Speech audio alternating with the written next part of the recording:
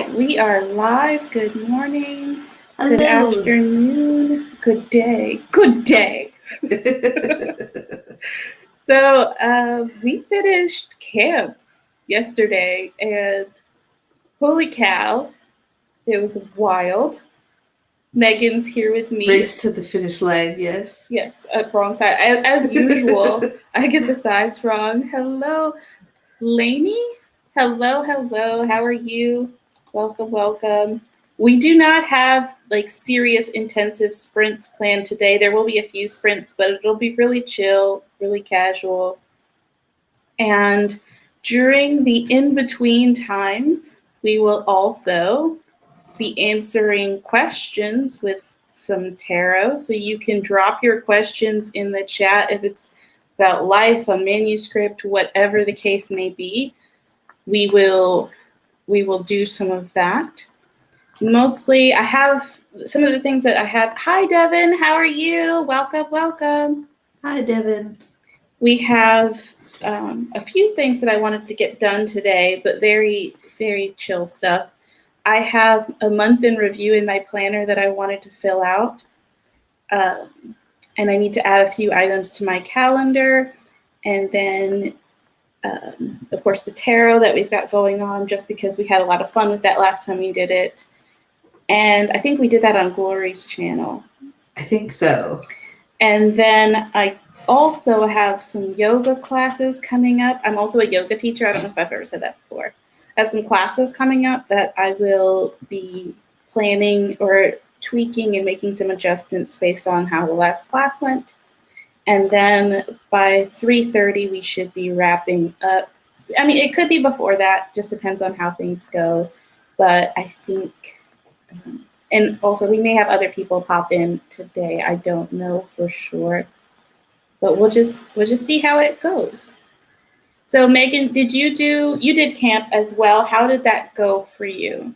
I skipped camp this year because I didn't have an idea to start with. And then I came up with an idea. So this whole month I have been planning and writing out the outline for this novel that I'm going to be working on at some point. Oh, once I finish out with the outline. Yeah. So what I had thought, I guess, was that you were outlining for camp. So I was just like, oh yeah, she's doing camp with us.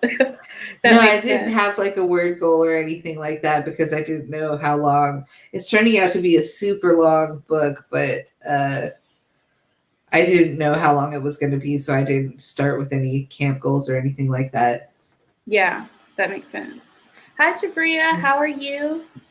If y'all want to drop in the chat, if you did NaNo, how it went, if you have any thoughts or feelings about it. I know I've been really tired, but I always feel like at the end of camp, I have a hangover from like there's always something happening. And I'm just like, I can't just like, I'm just like a plastic bag just sitting in my corner with like a light breeze going through it. I'm like, I don't know what to do with myself now. So I thought this would be kind of fun and help ease some of that. Yeah. So I mean, I feel like a nice way to unwind after all that stress of the whole gotta hit that word count every single day. Yes, so much that. So I'm really excited for your new book because like everything that I've heard as you've been outlining and working on it has been like just amazing. And I'm just I know. I've really hit on this great idea, and like great ideas never come to me. I like struggle so hard to come up with any ideas. Some people are like, oh, I have this idea, that's not me. That is not me at all. I have to like struggle for every idea that I find. So I was so glad when this idea like came to me because it works so well with my style of writing and the genre I write in, but it's still really intriguing and interesting to other people, which the last story idea I had was kind of put everyone to sleep every time I tried to talk about it. Oh no. So I'm glad that this idea is getting people excited to hear more about it. Yeah. That I can understand that. I think one of my ideas, and I I don't think I'm done with this story. I'm done with it for now. I outlined the whole thing and started writing it. And I think I wrote 3 or 4 chapters and I got bored. And I was like, if I'm this bored writing it 3 chapters in, no one's going to want to read this. Yeah. It could also be that it's the only not specifically adult book that I've tried to write. Oh, what were you trying to write with the story? So it's loosely based off of an experience that I had as a child, and I made it not be like as a child, but I made it happen to a teenager, and it was going to be like the spread of the story and how it impacted her life, and then where she went from there. Mm-hmm. And it just wasn't exciting enough, and I think maybe it's because usually my stories entail like a lot of murder, so much murder. Just all the murder.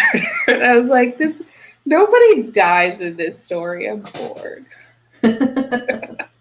So maybe, that's funny because I am always like, my characters, they have to live, except, well, there's actually one character that I'm thinking of killing off, but actually, no, that's not true. There's like 2 characters in the story I'm trying to kill off, but not in any dastardly, murderous way.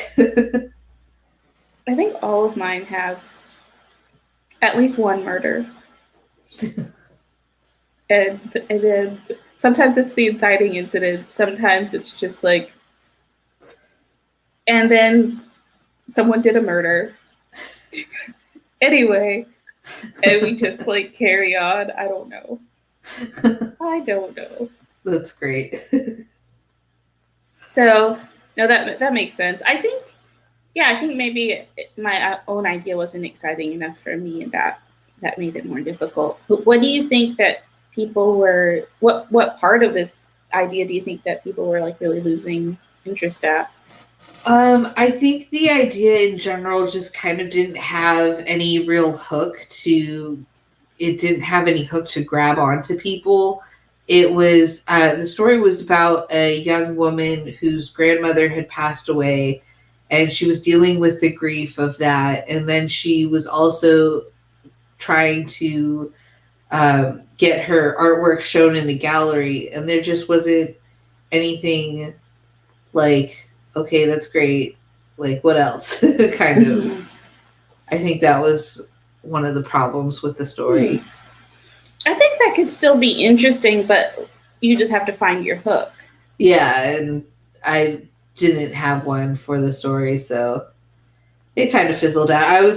I actually lost the document because when I switched from Scrivener whatever to the new version of Scrivener on, they updated the Scrivener 3.0 or something like that, the document got corrupted, so oh no, it's not there anymore. So I was kind of glad because I was in the editing stage and I wasn't really enjoying it. I was kind of like, I know I can make this better with editing, but this is really difficult. So I was glad that I kind of got that fresh slate that I can start over with a new story. And yeah, but it's still sad though when you lose like a big chunk of writing. Yeah, it was slightly tragic. Lainey says, I'm writing a Harry Potter fanfic and I'm thinking of killing off Draco or the MC or both or none of them. Still have to decide. That is a big move. Yeah. But I also feel that killing off Draco piece because like how many times did we just like watch it or read it and be like, Draco must die. I get it. There's always the main character in the fanfic. Ooh, that's what I want to know. Ooh, indeed. Tell us. Give us the details. I am very curious about that. Hey, Al. It's Cat. We were just talking about fanfic. I know that you have absolutely no opinion on the matter. Yes, I can't imagine Kat would have anything to say about fan fiction. Just not at all. No, just completely quiet on it. Oh my gosh, I finally finished all the Omegaverse drama, And there Oh, was yeah. an article, I think it was in the New York Times about it. Oh, really? Yes, that's how it, that's how it, that's how big it's getting. So, Wow. That's huge. what, Kat? You have opinions? We just. Parents are on the way already. So getting ready. Oh, exciting, exciting. Ooh, You get so to walk exciting. soon. I So wish we proud of could you. see it. I wish I you could share the know. link with us. Need pictures. Must have pictures. I wish I could remember what school you went to so I could look it up. And since you were talking about that yesterday. Oh yeah, I think it was mentioned somewhere, but I don't remember exactly where. Yeah. And I like heard it, and then my brain was like, "We'll file this away for later." Nope. In Brains the did dark not corner have of my your back. brain where it never looks It's like, for information. I'll just tuck this away behind the cobwebs. Not helpful. Not helpful, brain. All right. Well, I think we can go ahead and do a short warm-up sprint. I was Sounds thinking like good. maybe 10 or 15 minutes. What do you think? 10 or 15 works. I always like 15, but 10 is 15? also 10 just seems a little too short. Yeah, 15 is like right in that sweet spot for a introductory sprint. that's perfect. So let's do the 15. Let's see. Ooh. Let's do, there's a, what do we want? What do we want? Ooh, there's one with the keyboard. Ooh, that's interesting. I don't think I've seen that one. It's like a typing keyboard. Let's try that. It's got some ASMR going on, I think. Nice. Oh no. Hi, Allie. Lainey says her name's Erica and she kind of falls into the Harry Potter world and has to save everyone because what else do you want to do if you land in Harry's third year? Oh, Anyway, big she gets with Draco, but I'm still undecided on whether to do a happy ending or not. Ooh, that's interesting. Oh, see, now I don't want you to kill Draco. I'm like, kill him, don't kill him. We loves him. I have problems. I am kind of. All right, we're getting this timer started. It hates me. I'm having a fight with it. I'm not good at technology, y'all. So Don't forget when you share the screen to click the button that shares the audio. yes, last time I was the only one who could hear the music playing. Oh, I see. But you could definitely get them together and then snap and somebody dies. That Yes, happens. that's another possibility for you. Hey. Ooh. Hufflepuff Slytherin couple. Ooh, that sounds interesting. I'm a Ravenclaw, like I'm a hardcore Ravenclaw. I'm also a Ravenclaw, so this makes sense. Awesome, Hallie. I think a lot of writers are Ravenclaws. It makes sense. That checks out. My boyfriend's a Slytherin, though. So I took, the ones where it like gives you a percentage of each one. Mm-hmm. Hufflepuff. That's the supportive energy right there. Everyone needs a good Hufflepuff in their life. That makes sense now that I think about it. Yep. So the second highest that I got was actually Slytherin, but I'm just super Ravenclaw. I'm pretty Slytherin as well. I mean, that's the murder in all the stories, but Hufflepuff. Nice. Delightful Devin. Yes. We loves to see it. We have a 15-minute. Oh, ow. Y'all can't see this, but my cat is a big boy. And he just like stands up on his back feet and stretches, but then he digs his claws into my side to be like, hey, Mom. Oh, we're just going to click buttons for Mommy? That's cool too. And he is a temperamental child, as you can see. He doesn't want to get down, but he also put me on mute last time. He's like, Sir, you're embarrassing mommy. He's like, I don't care. It's like, unhand me, woman. He really is. I'm like, buddy. You want to say hi to everybody? Say hi. Hi, Dubby. Oh, Oh. please no. Also, I have a candle up here, so I feel like that's Ooh, not dangerous. Yeah. Okay. I'm fine. Ravenclaw is my second yes. Nice. Kitty. Yeah, someone come send help. The cat. I'm fine. Nothing to see here. Slytherin is my second yes. Ah, Kitty. Yeah. I have no idea what my second was. I wish I knew. But I feel like we're gonna have to find a calculator for this, and I'll have to put it in the chat. I'll look for that during the sprint. I think if I wasn't a Slytherin, I'd be a Ravenclaw or Hufflepuff. I feel like Slytherin and Ravenclaw really actually have quite a bit in common. Yeah. It's just a slight different of approach. Mm-hmm. But I feel like it would be like a good couple combo. Yes. Just because of you get the evil and they're like, well, I know how to do the evil, so.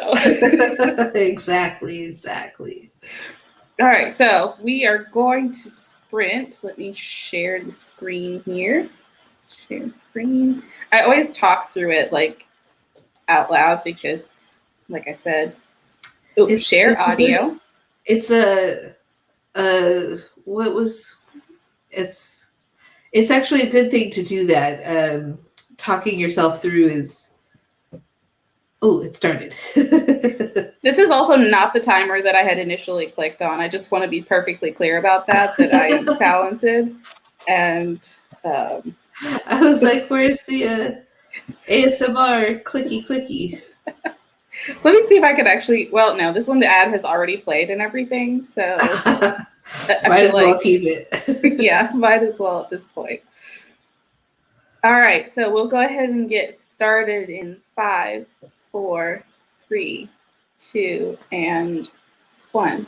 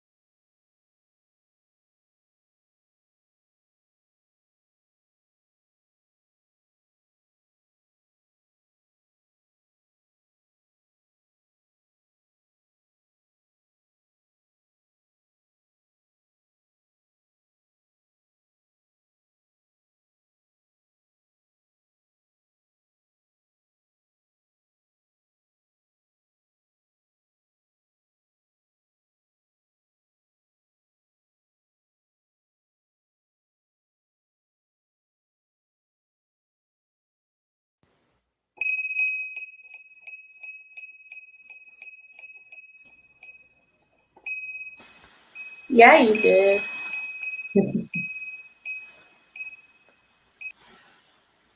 You did that. Woot woot. Alrighty.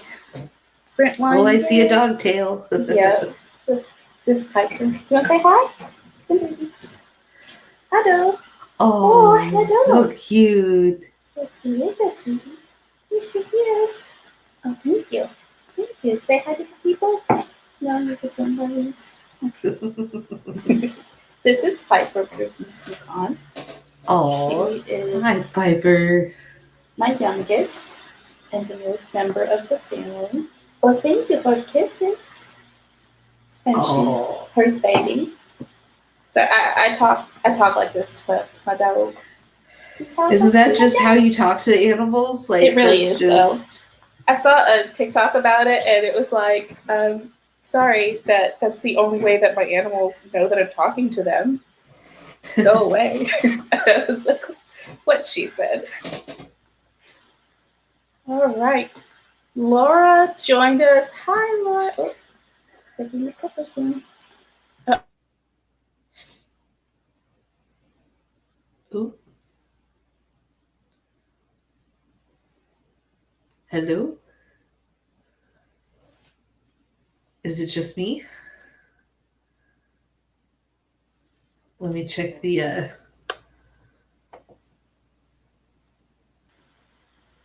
Oh, there you are. Okay, my Wi-Fi just dropped out for a second, and it looks like it's still a little unstable. So usually it's pretty good. Yeah, it's coming back. I'm sorry about that, y'all. I was like, is it just me here? What's going on? Yep. It just like was loading. The wheels were turning. The lights are on. No one's home. Laura is 32%. Oh, that is very balanced. Yes. Oh, that's interesting. I feel like your Slytherin comes out a lot, Laura. I'm a fan. Yeah. I took the quiz and I got 46% Ravenclaw, 22% Gryffindor, 20% Hufflepuff, and 12% Slytherin. Oh, just a little dash of Slytherin in there. Yeah, just a pinch. I'm loving this. Hi, Charlie. I saw Charlie came in. We were on a stream together yesterday, I think.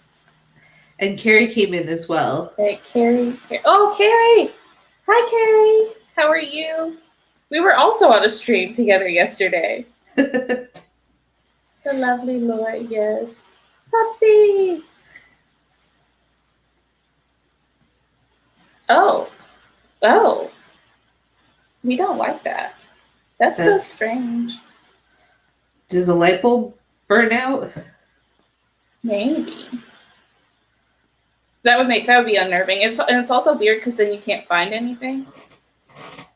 Like that, like when you clean your fridge and you take everything out and you've got the glass shelves and the light goes all the way to the bottom and you're like, it's very strange.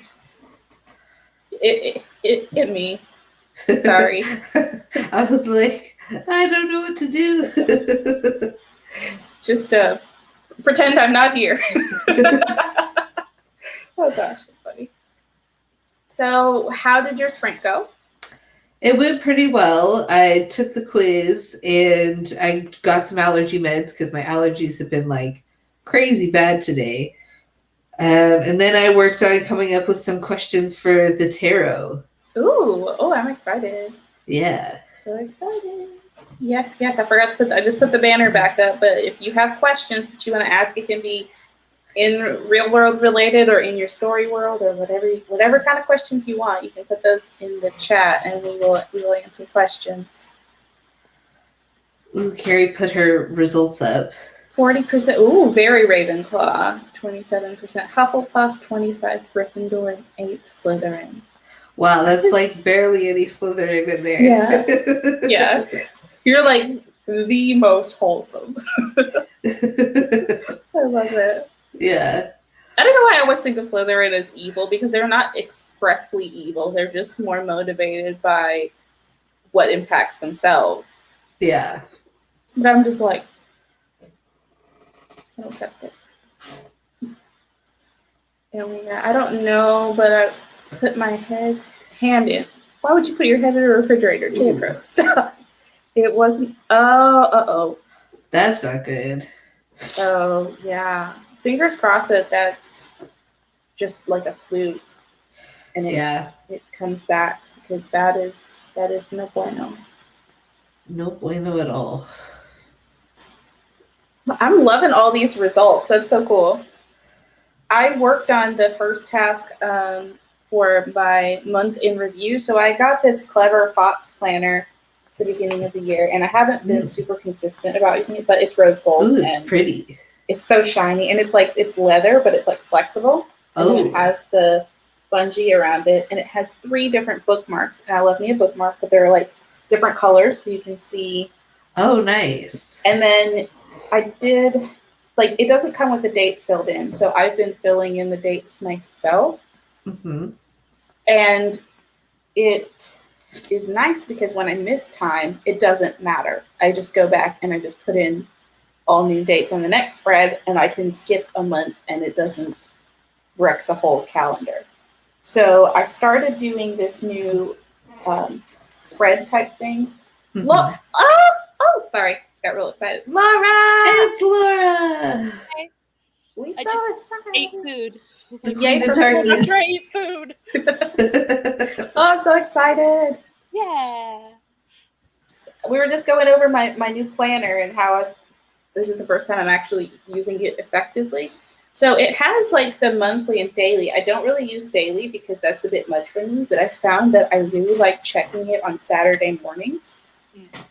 And so I've been doing like all the stuff that I'm doing goes here, and I just color code it, and then I just use a different symbol for each thing. So I'll write what it is at the bottom. And then instead of having to write it in the little cube, I can just draw a shape in a specific color and reference what it is. And I can write a time next to it. So that's been working really well. And then it has a different, you have your monthly goals on one side, and it has things I will do to make this month great. And then it has a section for skills and habits, places to go, people to see, distractions to avoid, and one thing I always wanted to do. So the distractions to avoid for this past month in April was overextending. I will not be overextending anymore. I'm not going to give a bunch of airtime to be like, oh yeah, I'll help you with that. Chandra, you know you can't help with that. You're too busy. It's NaNo. What are you thinking? So that's what we're working on. And then it has the month in review. So it's got some questions, and it's got this wheel that I really like. I like that. And it has numbers on it, and then you just fill in the circle to say how you feel like you did. And it's a good way to visualize. And then it's like, all right, so what areas of life do you feel like we're lacking and why? And it's like an easy way to break down what you actually plan to do next month to make things better. Nice. So I'm really enjoying that. Let us see. Okay, that's where we were last time. At work, sitting here hoping we don't get mail today. I'm sorry you're at work, but I'm glad you could be here with us. Hopefully I can keep you company. I know I like to lurk while I work. That's what I usually do. I'll just be like in the chat when I can be, and then if it stays quiet, I've got some company. I'm just kind of listening in, like a podcast, but it's live. Oh, you're doing the quiz right now. We're excited. Oh, I see the results. Lainey, 34% Gryffindor. Ooh, that's like almost a tie on the Gryffindor, Slytherin, Ravenclaw. Yes. I'm always here for Ravenclaw and Hufflepuff. This thing is lying. The Pottermore test said Slytherin twice. That is so funny. See, I'm confused that it was tying me with Ravenclaw and Gryffindor because on Pottermore, when I was a beta tester, I was Hufflepuff, and then when it launched, I was Ravenclaw. Ooh. Interesting. I feel like I was a tie between those growing up for sure. That's fair. That's fair. And I feel like also, depending on what you're going through in your everyday life will impact how the tests come out too. Mm-hmm. 29 Gryffindor, 27 Hufflepuff, and 26 Ravenclaw. You're like very balanced. Yeah. Just very, I like it. That's pretty cool. You're divergent. Yeah. Yes. If we see somebody come up in here with 25 across the board, this is not a drill. It's official. I am concerned. Oh, this is so cool. I love that. So, Laura, how did you do camp this year? I attempted camp. I did not finish camp. How did it go? Tell us what happened.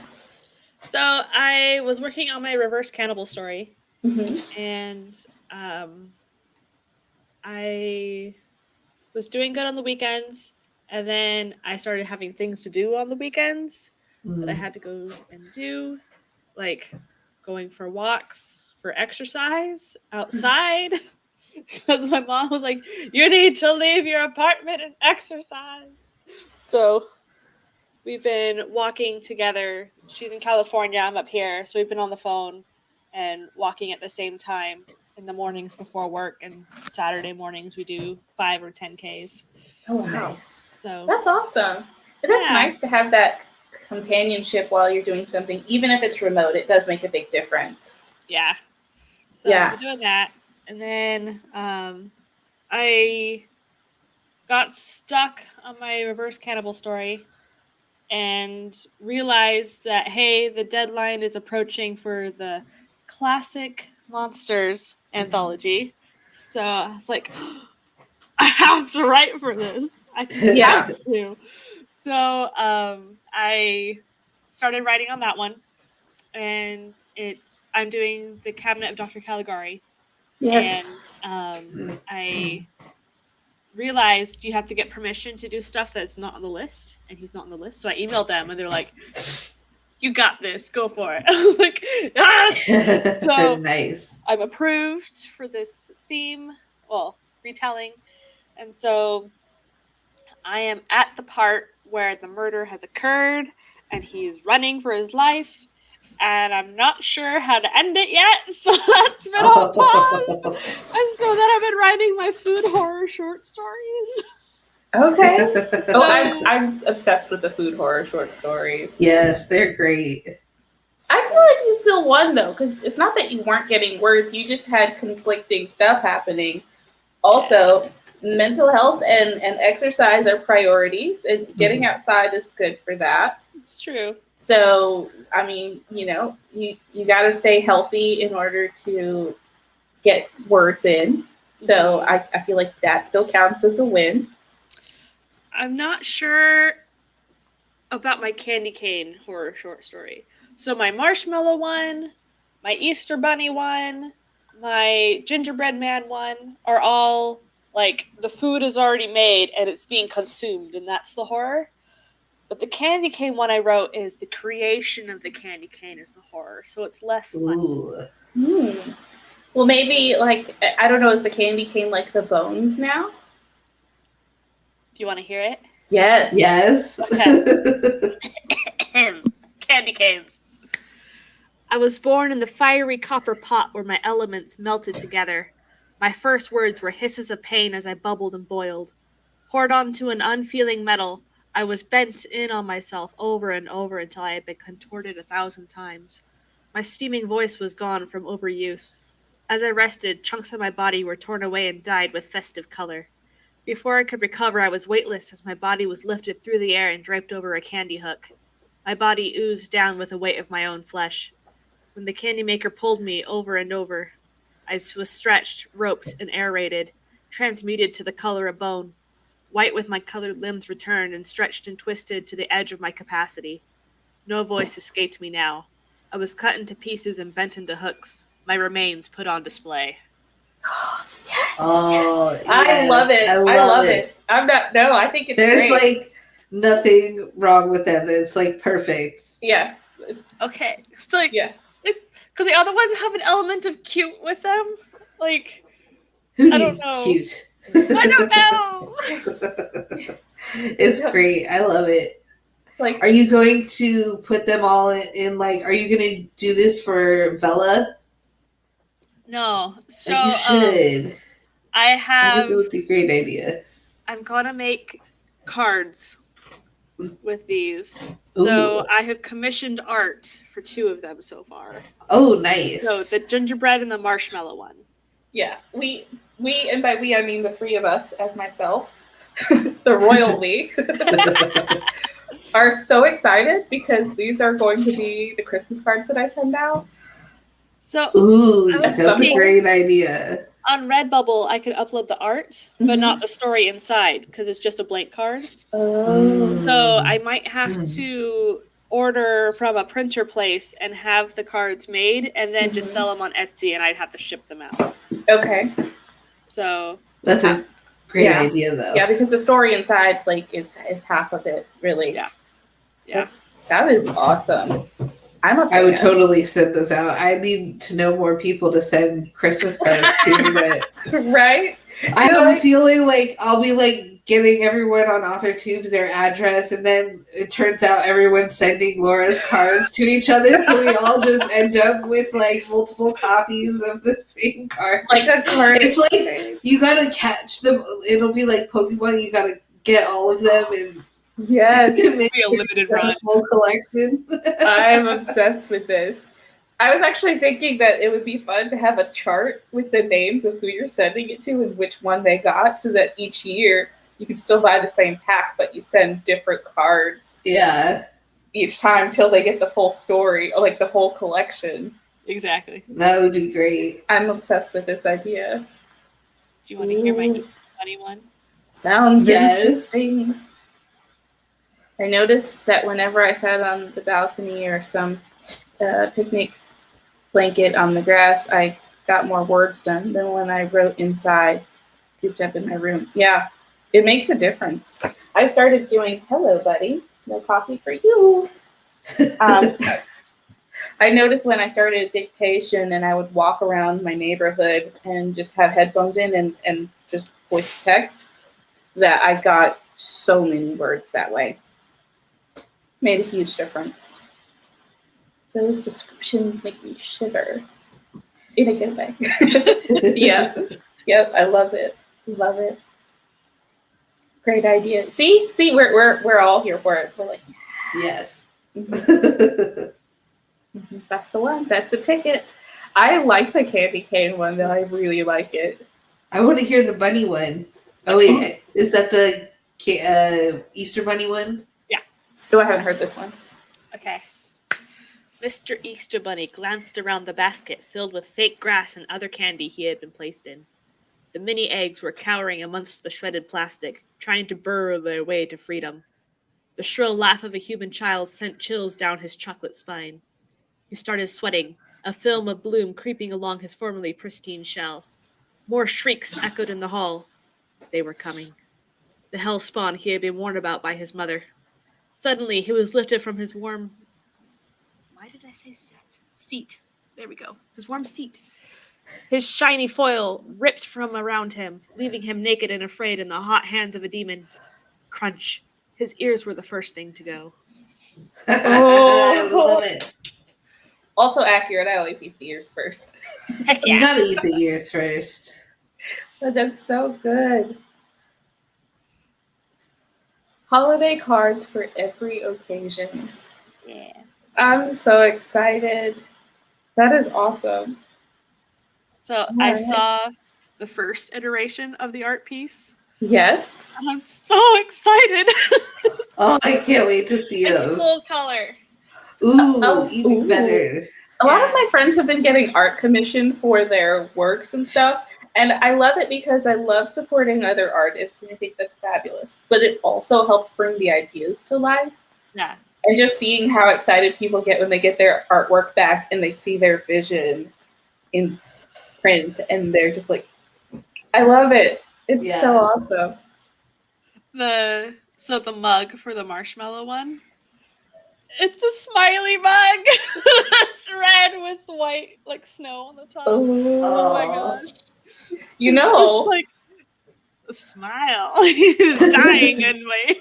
you could get the mug on your Redbubble.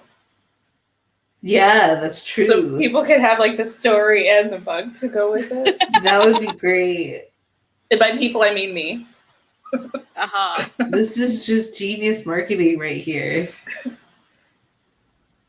My CP gave me fan art, and I love it so much that I made it into a sticker. Ooh, I want to see this. Nice. Ooh, Charlie makes these little crocheted, like she made an eggplant, which was adorable. She's making a dragon, I think, Charlie. Well, and there was another one that you showed us yesterday. I don't remember what it was, but it was adorable. The one with the eyes. The one with the eyes. The eggplant didn't have eyes. Although. I'm so excited. So I have some puppy toys. Ooh. Oh, I love I your got- sweatshirt. It's you Baba wear. Yaga. Oh my god. Oh, wow. That is fantastic. And it That's has them on the great. sleeves.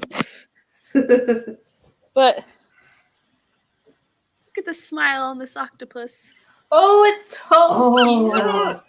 Oh, Sneaky. So That's I got the adorable. octopus. that's cute. Oh, Oh. I love it. I'm glad my dogs can't hear that. Oh, Charlie! Wait, let me catch up on the chat. Wait. My Charlie, neighbor say Totoro. hi. Hola. So we got two Charlies in the chat. Now it's going to get confusing. Only a little. Yeah, that's so cool. It's adorable. It's so cute. Hey. Need that shirt. I'm trying to remember the name of the store I got it from. I got it online. If you Ended up put it in having the I ended up secret having to chat. pay import fees. Ooh. Yeah, if you put it in the secret chat, I will put it in the live when we find it. Yes. Ooh, I didn't realize there was a whole video of it. Wicked Clothes. That's what it's Ooh, called. It's called I Wicked need to see Clothes. the video. Wicked Clothes? Yep. Okay. We'll have to see it. I'm going to have to go watch that video of the crocheting process because I also crochet a little bit on occasion, sporadically, whatever the fancy strikes me. Alright, I I'll put the can't link crochet. in I can private. only crochet one thing, and that's like it just goes round in circles the entire time. I can't figure out how to do it. Crochet is so confusing to me. Knitting I have no problem with, but crochet, and I hear crochet is supposed to be easier than knitting, but I just find it way more difficult. Whoops, I did not mean to do that. My bad. Shirt. That's it. The shirt. Those are supposed to be one comment. I'm so good at technology. So there's a YouTube channel, I think it's just called Rob Gavigan, who does horror stuff. And so he's partnered with them now, and so he has a discount code. So I was like, yes. Cool. So I found Baba Yaga and some other things. Do you want to see my haul? real quick? Yes. Someone went shopping. So here's the funny thing. I hate shopping. Like I hate it with a fiery passion. Me too. Watching people with their I love shopping watching haul. people's hauls. Yes. I I love- want to see it. I love watching other people's hauls because it just makes me think that I'd like to go shopping, and then I actually go shopping and I'm like, oh, why did I think I'd like this? I hate this. Everybody else has such an easy time like picking out stuff, and I'm just like, ooh. Yes. So it's Yeah. witches Dark art. doing needlepoint and pottery and painting, making cauldrons, pentagrams, and skulls. That's great. I want that. Oh, okay. There's that one.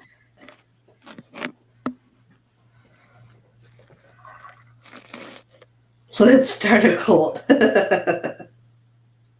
Activities for children. I love that. Oh, that's funny. They have another one of like let's summon a demon, but it was out of stock.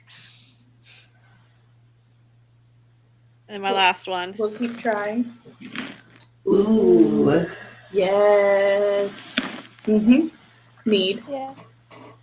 Absolutely. They're so fleecy inside though. It's like Buddy, you still can't be up here because we've got candles and coffee, but love to see you. Yeah. That's Mike, I'm obsessed with your haul. It's pretty great. Baba Yaga one's my favorite though. He's yelling at me because he wants to come up here, but I know that he just wants to stick his face in my coffee cup and maybe light his tail on fire with my candle. So the answer is no. He doesn't understand. But birthday, where did I get birthday from? No idea, just made that up. Dinner's ready, so I gotta go, but I'll come back later. Bye. Bye, lady. Enjoy your dinner. Yay for dinner. Have good dinner. Yes, yes. The shirt, because there is only one. But you can find those merch here because they're fab and we love to see them. It's easy. Charlie and Charlie. It all comes down to their pronunciation of the E. My friend sent me this TikTok of someone like explaining English to another person and how people were going to confuse like red with read.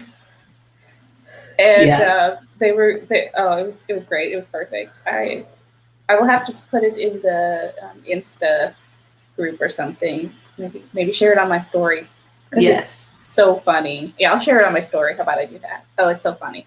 It's like all the writing humor. My friends just like now send me anything that's writing related, and I'm like, yes, more.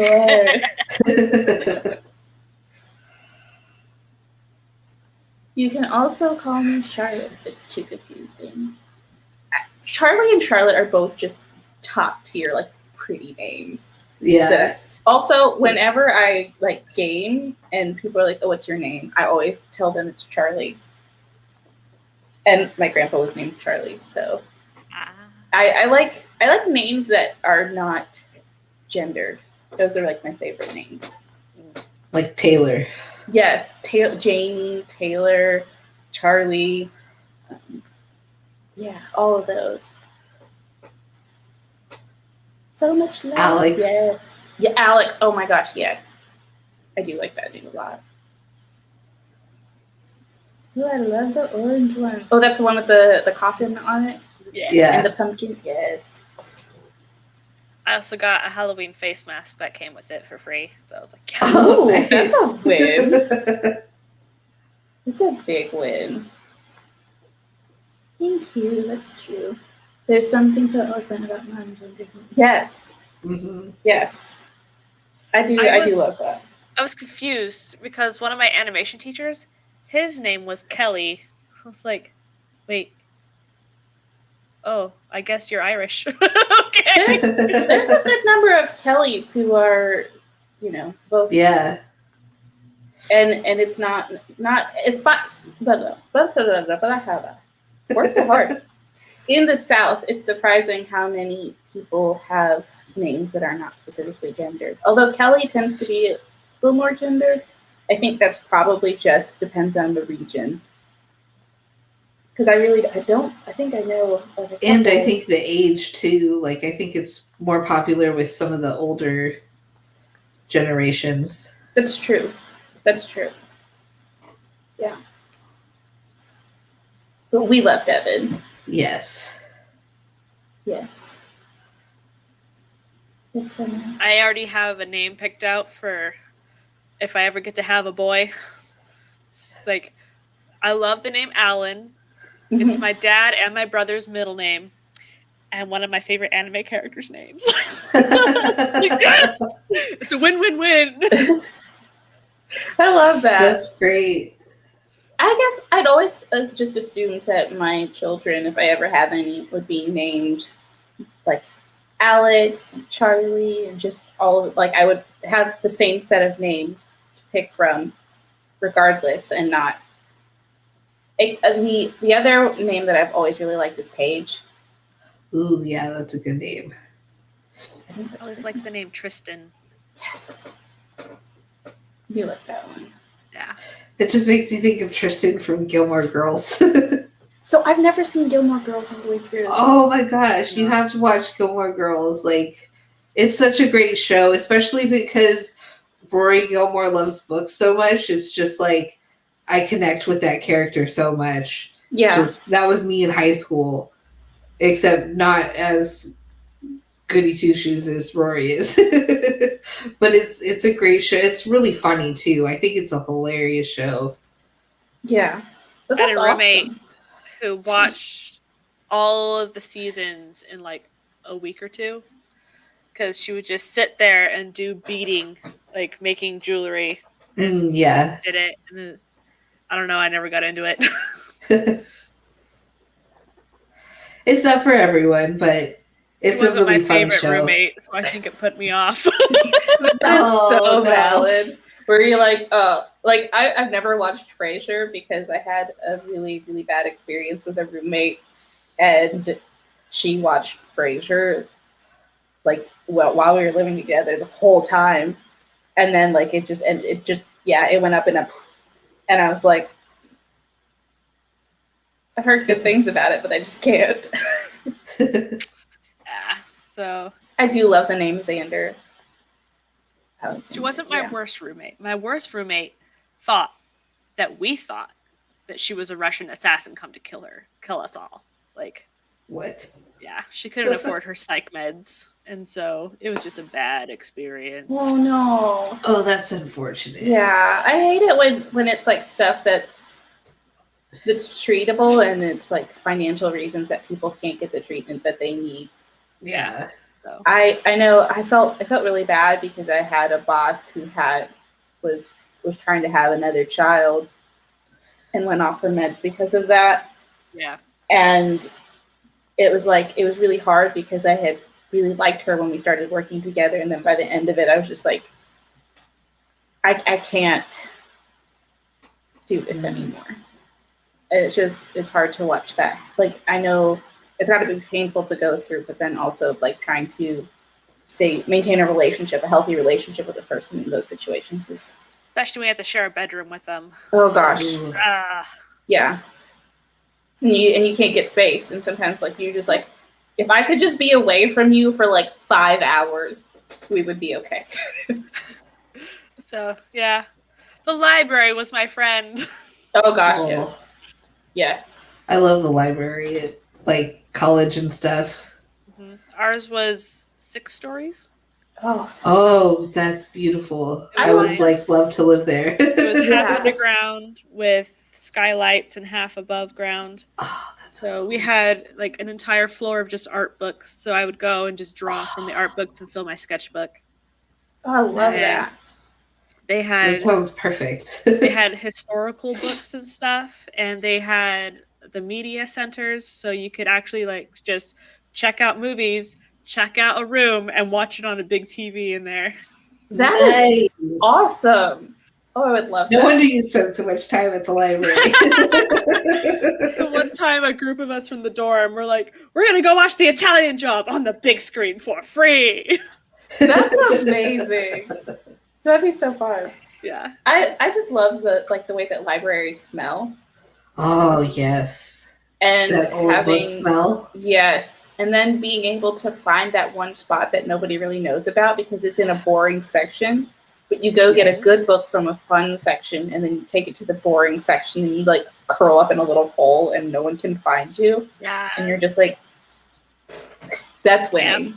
So I live Done that. near a library, a college library where they let, non-college people come in and read the books and stuff. You couldn't check anything out. Well, you could actually, but it was very difficult to do. But I like to go and read all the books about writing, and I'd sneak off to the corner of the library that was over.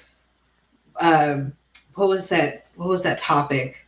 I can't remember the topic, but it was really boring and nobody ever was over there like looking at books. So I'd just sit over there and read, and it was so much fun. I love that. We had to go and not rent. We couldn't take them because they were needed for class.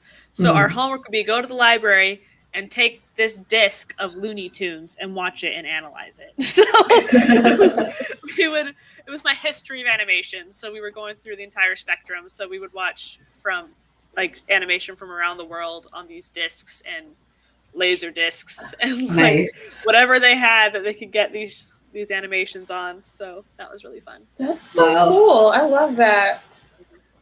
I also wanted Anna to originally be named Amelia. Amelia is such a pretty name. Yes, very pretty name. I wish that naming wasn't so difficult to like. It wasn't expensive and just frustrating to change names. Because I think it'd be really cool to change the way that naming is done in general. Like with Indigenous people, where you wouldn't just name a baby, they would just be like, something. They develop a personality. And... Yes, because I think it's like they obviously had it figured out. It seems so arbitrary to be like, this is the first. I mean, obviously, like the whoever gives birth to a child has some kind of connection, but there's so much that can happen in that time, that space. And it's like, just to think, okay, yes, you did spend 9 months or approximately 9 months with this person, but that doesn't mean that you know who they will be for the rest of eternity. Yeah. Let's give them the opportunity to choose something specific about themselves. So maybe even like, okay, so they have a given name, but it's not offensive if they change it. Like that's within their right. And also to just hold open that opportunity where they can choose their middle name or whatever, however they want to be identified. I think that would be so cool because it gives people the opportunity to be like, this is who I am. Yeah. And then we could just be excited for them because it's like have a naming party. And it's just like they get to like have a whole thing where they tell us, I know you've been waiting, you've known me for however long, and I'm finally ready to be like, announce myself. I want that to happen. Great. Anyway, thank you for coming to my TED Talk. Do any of you have like names that you were going to be named, but your parents decided against naming you that? They couldn't decide between my first and middle name. They kept swapping. Flip-flopping? Yeah. Yeah. I don't have a story around mine. I just used to cry about it a lot when I was little. Oh. I'm named after like a distant relative, like a great aunt or something, and a chocolate candy store. Nice. Laura Secord chocolates. Nice. I love it. My parents wanted to name me. Well, my dad wanted to name me Francis after Saint Francis, and my mom was like, "No." And I'm so glad. I would not want to be named Francis. Jumping ahead for a second, but yes.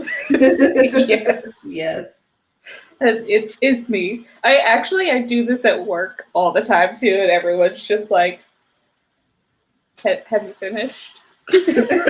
Like, yeah. Yes, thank you. When you've got a captive audience. Oh, is that not what this meeting is about? I'll be quiet now. Sorry. That's funny. Yep. He just yelled at me. He was like, why? Why? The character in my book is used the name Agape, which has a traumatizing backstory. Because her birth mother named her Oregano after trying it for the first time. Interesting. I would be upset with my mother if she did that. I don't know. Agape. Oregano is such an interesting name. I think I'd stick with it just because it's so unique. My dog just tooted. Oh. She was like, I was like, what is that? I turned around. She's like, hi, Mom. She knows. Sorry. But, oh. He's like already clicked a button. Let's see. Oh, sorry. Here we are. Hubby wanted to name her after his grandma. Fair. Let's see. Yes, need that library. Yes. Yeah. Wait, I don't. What was that in response to? I know. I don't know. Was it because of the dog? Oh, I don't know. Charlie, help! Your audience are enchanted. Yeah, yes. Just magic. Or maybe it's conference calls. I'll never tell. Yes, let's go with enchanted. Your dog and cat are constantly very violent. Yes, they are for attention. Yes. Honestly, I feel like sometimes they one up each other, and Dobby will go into the hallway. Like if Piper goes out, Dobby will go into the hallway and block the door because he knows that she will not come near him if she can help it. And so she'll be like stuck in the living room or the kitchen, and I'll just hear her like whining. She's like, "Mom, help!" And then I'm like, "Dobby, leave your sister alone." And he like comes in, he like trots in, he'll be like, "What? I wasn't doing anything. I wasn't doing anything." I wasn't touching her. Right. And then I'm like, Not touching you. yeah, they constantly amuse me, but they're so rotten. But at least like when I'm on the couch, there's enough space that like the dog will lay on the couch next to me, and the cat will be like up on the top by my shoulder, and there's no interference there for the most part. They're usually like chill and they'll go to sleep. Fun on the name, good branding, so I'm told. I don't mind is stuck in flipping marketing mode. Yep. We were actually And talking writing. about that Yeah. earlier. Yeah. I sent you a message on Discord, Charlie. Yeah, we were, yeah. 'Cause I've been looking at, yeah. I need your wisdom. Come help us, oh wise one. So I know that Megan was working on some questions for the cards. I have 2 questions. You have 2 but questions? Not that many questions, but I do have questions. All right. Whenever you are ready. Okay, my first question is, what should I focus on for marketing myself? Ooh. Maybe the cards can give me some idea. Before we do thank that, you, Charlie. which deck would you like? Ooh, This is the vice versa. Oh, yeah, vice versa. do I? This is true I deck. haven't seen the vice versa one, so I think I'll go with that one just All right. because it's new and I haven't seen it yet. This is like one of my favorite decks. I actually need to get a special box for it because we really bonded, and that means that its current box is falling apart. Gotcha. I use it all the time. Hi there. How are you? Wakey, wakey, eggs and bakey. I do just talk to them. They don't put eggs or bacon on the deck. Don't even worry about it. It was a private conversation. Let's see what they have to say. Oh, typing it up right now. Yay, so Nice. Thank you. good. Much appreciated. All right. We have. Oh, I do like this card. The first card that popped out is the 8 of Cups. Ooh, that's pretty. And there's It's double-sided. Mm-hmm. So the vice versa has, for each card, it's like both sides have a message. So it came up with this side up. For me, that speaks to hermit mode, which can be soul searching, as well as internal truths. So that is the first thing that comes up. Let's see. Do you have anything else that you would like to say? Okay. Death card. Interesting. Ooh. And I really like how this one comes up because the towers are in the background, which means you've gone through this transitional period. There's a dancer there in the nude, so original form. There's a raven, a skull, a lily, a lotus flower, and some kind of potion. So this is on the other side of death, right? The transition is already in the process of taking place. You find this transition by doing some soul searching. And then we also have justice, the other side of justice. So there's a reminder to stay balanced within this. I like that card. It reminds me of there's this gorgeous mural in the LA County Museum of Art that's from like ancient Assyria. And it's just the most gorgeous thing to stand in front of because it's like this giant stone and it just takes your breath away. Ooh, I like that. That sounds pretty. Oh, there's also a lunar moth in here. So that I think that just kind of refers back to the original like soul searching, the night, the darkness, the unsureness. I think there's also the 10 of Swords. So That's gruesome. little bit. There's the end of a cycle. There's the end of a pattern, but with every end is a new beginning. So there's that idea of letting go of the way that things were conceptualized before and moving into a new way of thinking. Okay.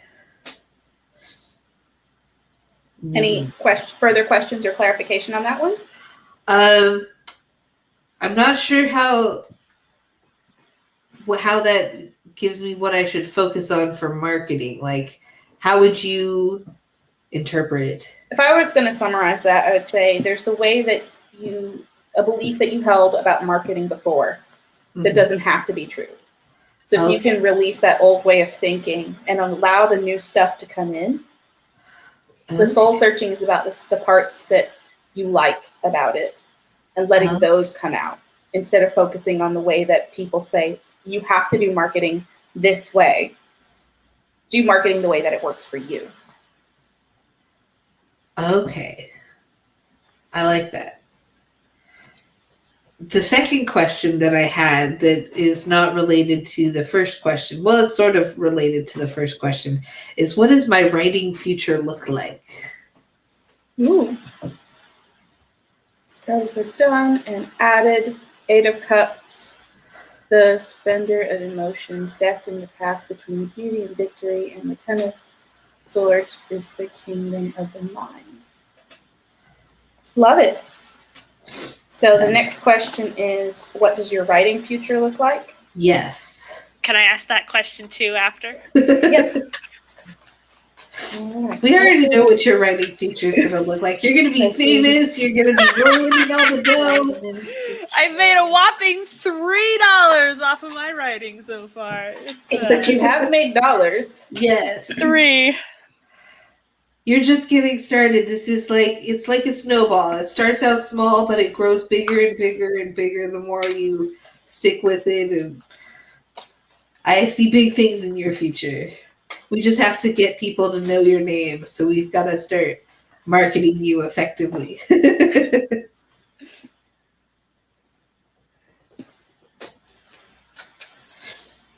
Charlie says there's a disconnect between what you feel and how your mind has accepted your place in the world. Find the path where you see the most beauty and it will lead you to victory. Ooh. I'm loving this double reading. Yes. This is so cool.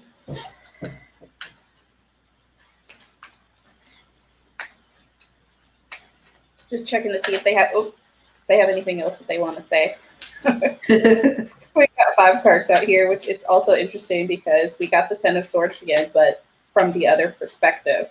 Ooh.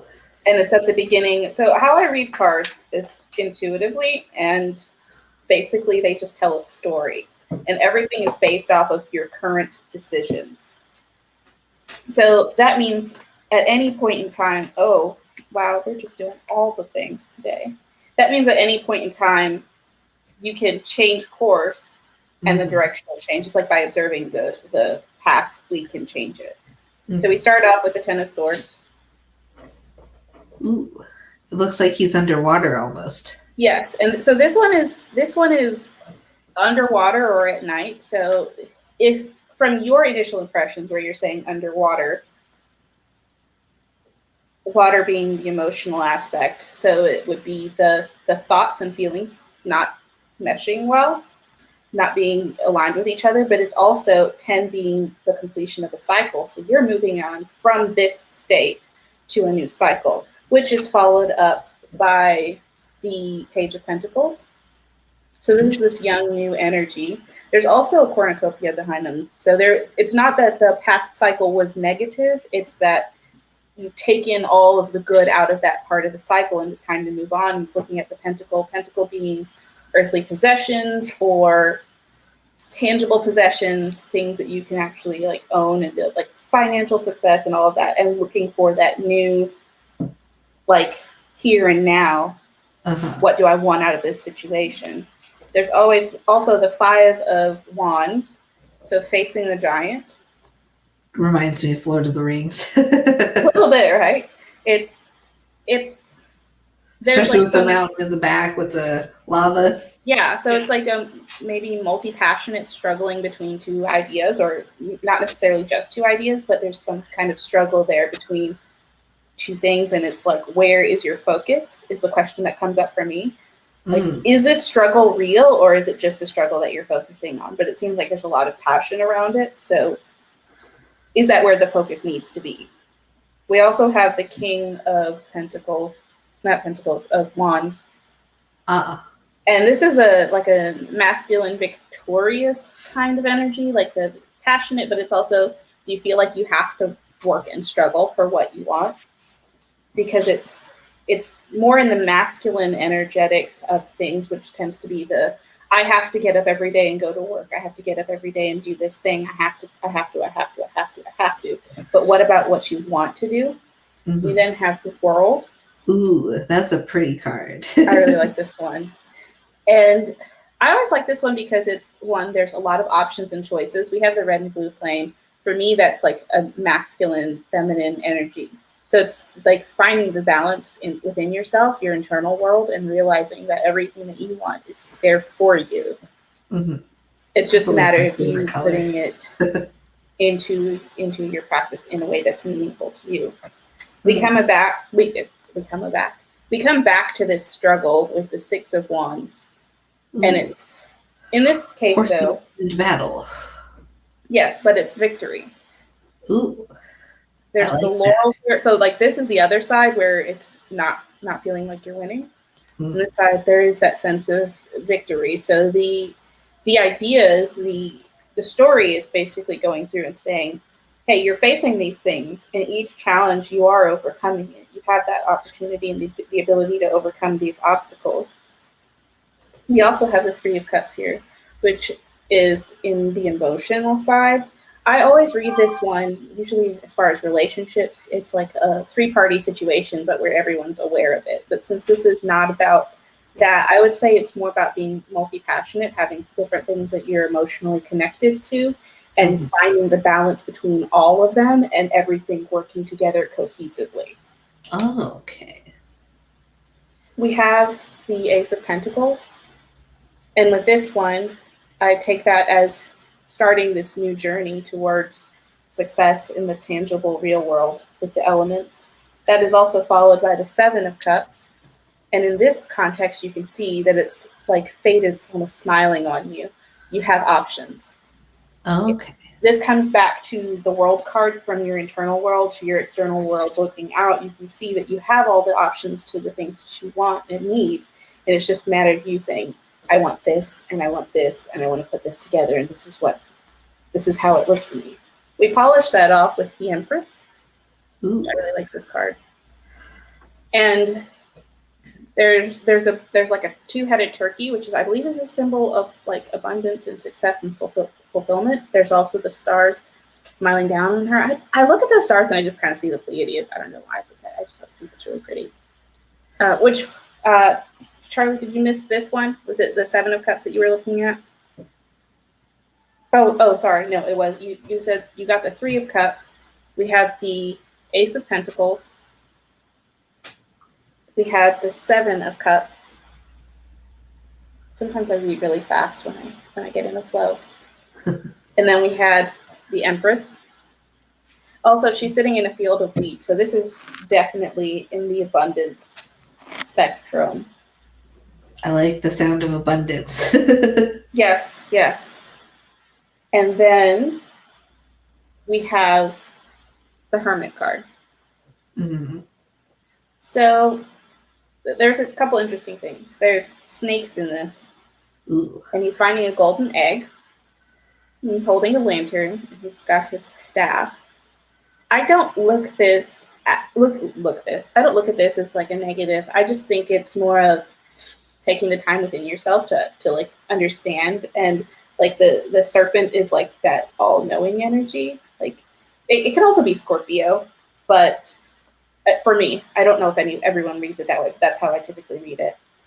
And finding, like, as you approach this journey, the overarching energy is to find what you want and focus on that. As long as you're focused on like the joy and what makes you happy within your writing journey, and you start out by keeping all of that in mind, your journey ends with abundance. Nice. And just knowing what success looks like to you, begin with the end in mind. Okay. I want to see what Charlie has said about these. It is the Hermetic Soul, and I can't help myself. Ten of Swords is the Kingdom of the Mind. It is odd that card came up twice. That tells me you have a possible block in your mind. Page of Pentacles, desire, material gain. Yep. Five of Wands is the strength of your passion, desire. King of Wands wields control over passion, always attempting to bend them to his will. Yay, you're back. I don't know what that is. That sounds really good, though, whatever it is.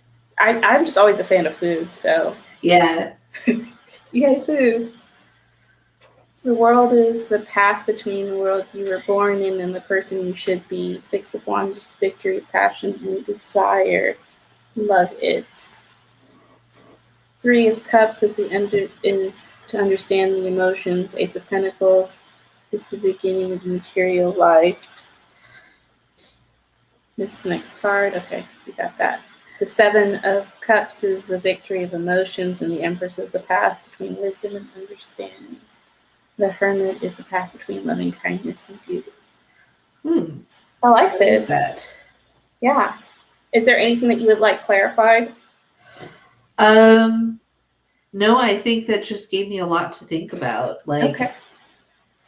I think it really fits in with the first question I asked too. Like, what should I focus on for marketing myself? I think that kind of helped answer some of that question too. Yeah.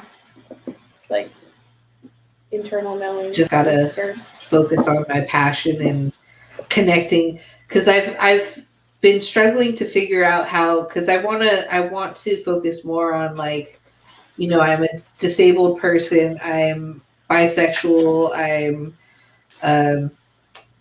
and well, that's about the main two that I, you know, really focus on, is those communities and you know, the struggles that they face, and but also the joys of being disabled and bisexual.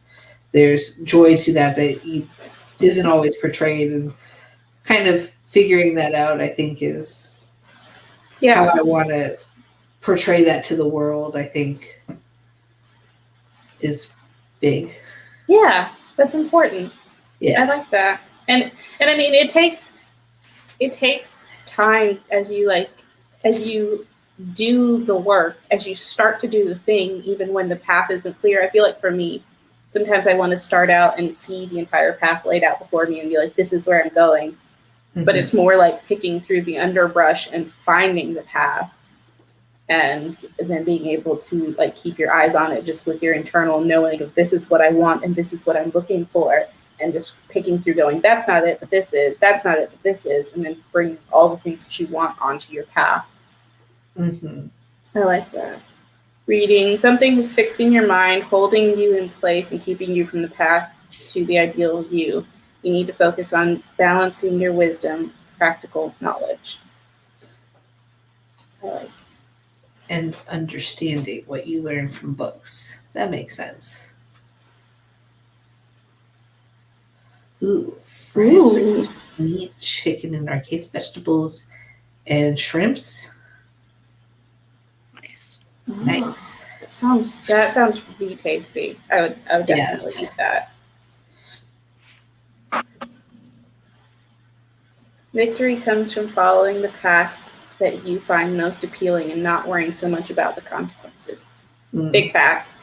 Yes. That's something I definitely fall into, is worrying about the consequences, especially with anxiety. Oh gosh. Yes. That's big mood. Mm-hmm. Something me and my therapist have been working on for a while, and it's just hard to work on. Yes. Same seas. Now it's Laura's turn. Accidentally subscribed to the BuzzFeed newsletter, so I had yep. So please stop sending me so many emails. Where is Laura's writing future? Is that the question? Yeah. Where does it lie? Let us see. Should I stick with short stories? Should I go back to novels? Ooh. Should I go full time? Like, I tried, like, I was unemployed for 3 months and spent all this time to write, and the depression was like, nah. You don't want to write. That's valid though. I mean, You were so stressed with the unemployment. I mean, that really wasn't as great an environment as it could have been to get you writing. don't you do it. Don't you stop. Need you, Charlie. No. No. This Continue. is 2 for the price of 1. You're not allowed to stop. I forbid it. Oh. Sorry, I don't. Am I going to live? This is why I'm not a doctor. My bedside manner is terrible. Oh gosh. No, it's great. Yes, Carrie, put your question in, and I will answer it still. Answer on Discord. She wants the what does the writing future look like? Okay. Would you like me to still answer it in the video and leave a timestamp in the comment, or would you like me to type it up and put the answer in Discord? Or maybe I can just go ahead and do the reading and someone can type it for me and put it in Discord? I type pretty fast. I can see what I can do. Let me. Okay. I'll try to slow my roll, because I know sometimes I'll just be like, blah, blah, blah, blah. Yeah, we can do that. Just let us know how you would prefer to receive the answer. Yes, Charlie, stay with me. Oh, not half the deck. We can't do that. Darn it! All right, so the first card that came up, that sometimes the deck is like, no, I gave you cards. I need you to start talking about them, and then I'll give you more. So we start out with the 4 of Cups. You can see the ship in the background, and there's some cups washed up on the shore that are empty. Uh-huh. I will also show you the other side of this, because there's a crab in there. Crab being Cancer or emotions. I read cards like lightning. Like, yeah, sometimes. It do be like that sometimes. Honestly, I just get on a roll, and then I'm just like, ugh. The next card that comes up is the Capricorn. Ooh. It's like Hellboy. This is very specific. Very specific. So, 4 of Cups. Your ships are coming in. Like, everything that you want, it's happening. in fact, in some ways, it's already happened. You maybe just don't see that because you're looking at the things that are in the foreground, the things that are most evident, that seem to be the most real at the moment. The Capricorn card can always be a person, but not always. Can sometimes be a person, but not always. But it also can represent being bound to an idea that is not helpful in a lot of cases. It may have been helpful in the past, but at this point, it's like it's not doing anything for you. It can be difficult sometimes to identify what that idea is. And from the way the cards came out, I would say it's the thing that's most immediate, most present for you, that's in that foreground that you see, that's blocking the further things out, which is the ships coming in. This is not going slower. The Queen of Pentacles is the feminine energy around the tangible possessions coming in, the things that you can own, the finances, the job, the house, the car, all of those kinds of things as examples, but not specifically necessarily those things. So you have a strong energy around receiving, being open to the options and the ideas and the things that will make you successful in the ways that you would like to be successful. We also have the Eight of Cups. And this card for me is very closely tied to the Hermit energy. There is that introspection that it's calling for. And honestly, it's really interesting because we have the Four of Cups that's in the foreground, and we've been talking about what you can see, what you're immediately tied to. But then with the Eight of Cups, the figure has turned their back on those cups, and they're now looking within. They're not so focused on what seems to be right now. There's that opportunity. Oh gosh, these same cards are coming out again and again. Okay, we have the Knight of Wands. This is going into the unknown, but lightning is also a symbol of wish fulfillment. So this knight is riding out into this rocky, unknown plane, and it's dark, but the lightning flashes and they have a torch. So there's that opportunity to go into this unknown space. Also, Chan reads like lightning, and lightning comes up on a card. Okay. But there's that opportunity to go into the unknown, knowing that everything that you want is there. We also have the Five of Wands again, and I really liked what Charlie said around the Five of Wands. I want to go back in the chat and find it because I think that was so pretty. Into the unknown. Sorry. Okay. I like that song. Five of Wands is the strength of your passion, desire. King. Okay, so just the Five of Wands. Yeah. Yeah.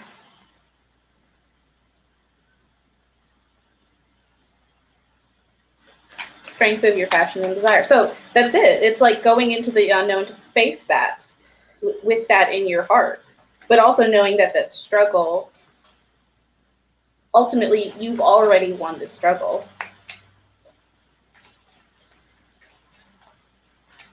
Hey, Asa. So you're hello. When I get reading, I get real. Just boot me. Just boot me on the head. Oh. Boot to the head. So this is what the deck has to say. Get out there. Go into that unknown space. That's where your heart is. That's where your wish fulfillment lies.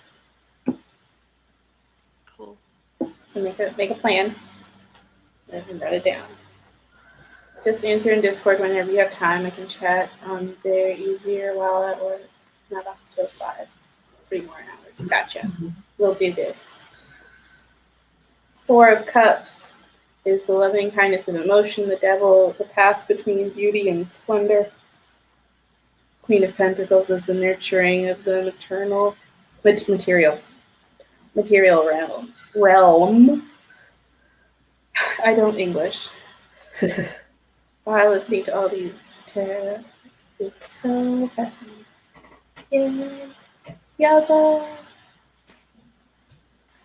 Eight of Cups is the splendor of the emotion. Knight of Wands is the quester of passions. Five of Wands is strength, passion, desire.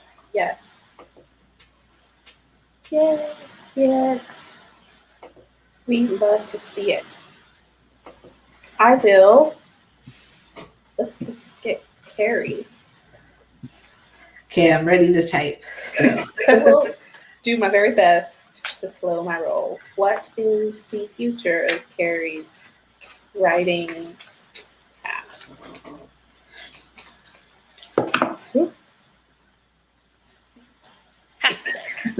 I'd be making faces while I read. Everyone's like, oh no. She's gonna die in 3 days. If I could find someone who would read that specifically, I would be like, I do not want a reading. Thank you. And you have the Grim.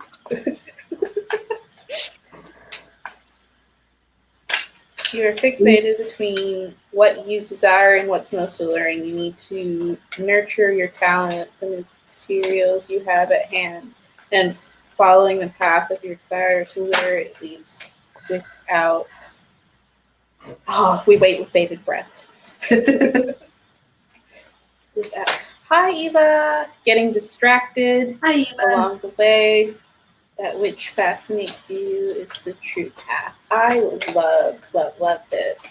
I also like how we say the same thing, but running parallel, like train tracks. If you just get between the line and just go. It's like the full. I love it. Loving it. What's good? You are. That's what's good. We're just hanging out and recovering from NaNo and getting questions answered. And we've been working on our calendars. We've not really been sprinting because ain't nobody got time for that. We've died. How are you, Eva? Let us know. All right, we got the first card that came up is the Knight of Wands. I think this card is really pretty. And I love the Phoenix. This is the reverse of it. Knights are usually they're not the immature energy of the page. They have more experience. They have more wisdom. They have... Whoa, slow down. They have... Oh, sorry. They're not the immature of the page? Yeah, they have more experience. They have more perspective. I like the reference of the Phoenix.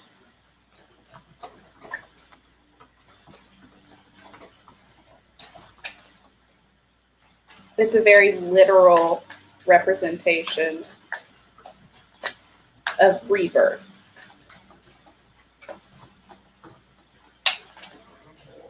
This is a much better pace. I don't know if you are starting over.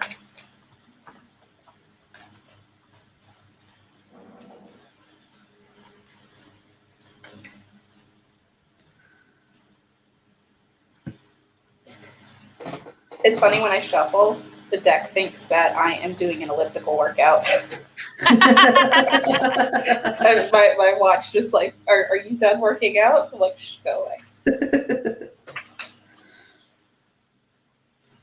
Charlie, to answer your question, I don't always audibly ask the deck the question, but yes, that is my intention when I begin to shuffle. And when the cards start popping out, that's when the reading begins. Sako and I have done readings like this a couple of times. It's fun. It is fun. I love this. I went to some yard sales today. Now the sprinkler is on and I got in a bit of work, waiting to see if we're continuing outdoor play or going to the library. Nice. Sako, you love. Did you guys ever watch Richard Scarry's animated videos? I've seen his books, but I haven't watched the videos. There's one about the library, and the song just popped in my head. In the library, the library, you can find any book from A to Z. In the library, there are books for you and me. I love that. I like that. So we've got Charlie's answer here I'm for Typing that into card. Awesome. be distracted. We are reading for Carrie right now, by the way, so we're just capturing the notes to send to her since she's not able to be on with us all the time right now.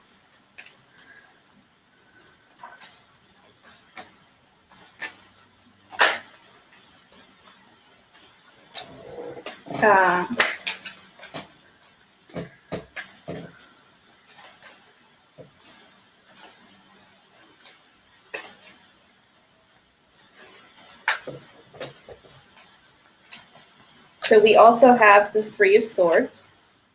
This is another card that usually comes up in relationship readings. This would be a three-party situation where someone isn't aware. But how I read it for something that relates to your writing and your like professional desires, I would say, slowing down. Yeah, I'm relating it to your writing is You are conflicted between paths and obligations.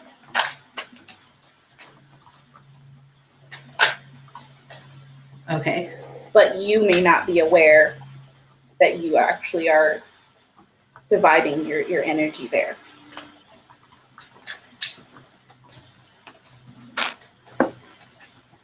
Okay. Or you might feel that you're being unfaithful to one of your obligations.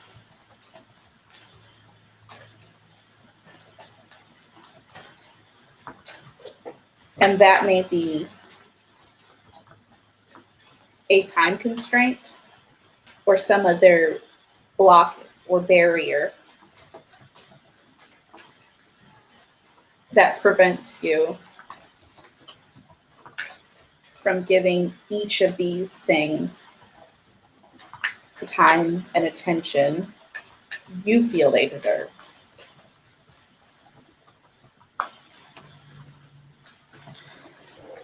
Nice. And we've got Charlie's response here.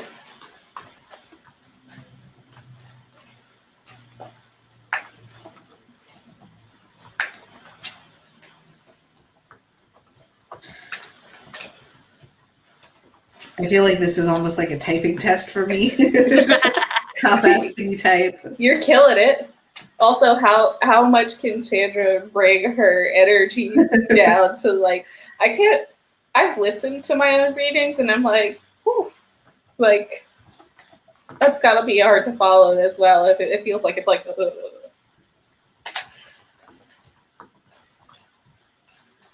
Okay. We also have the Four of Cups, which is the emotional energy because that is water. And we have the ships coming in the background. I feel like coming after the Three.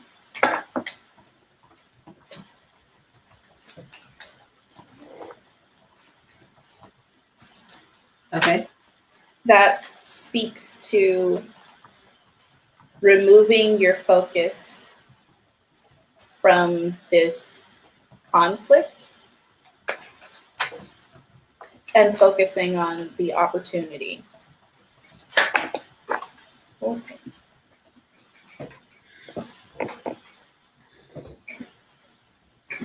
Okay. We have the Six of Swords.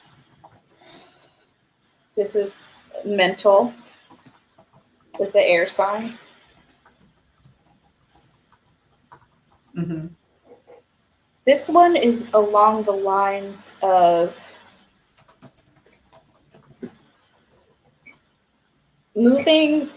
There's movement here, so it's not.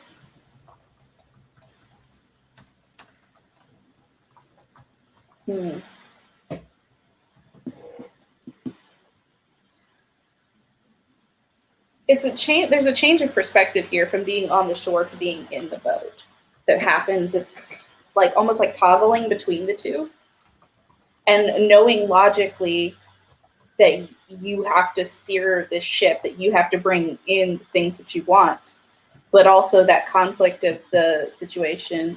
Okay, we got a message from Carrie here. I heard that and thought parent guilt. When I'm with my kid, brain says I should be writing. When I'm writing, brain says I should be with the kid. Yeah. Yeah. So there's that logic of switching, toggling between the two, the writing focus versus the family focus.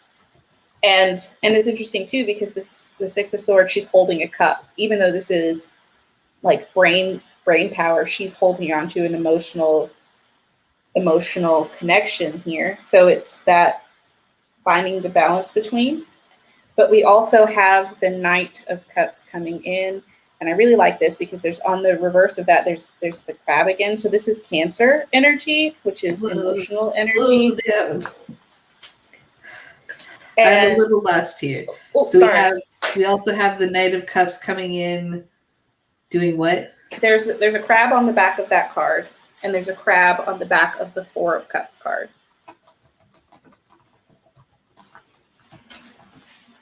Four of Cups. Okay. That speaks for me to the connection between these two cards. Mm-hmm. It's a new way of approaching your emotions. Okay.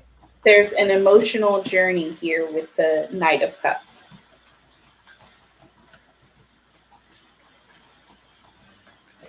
Nine of Cups? The Knight.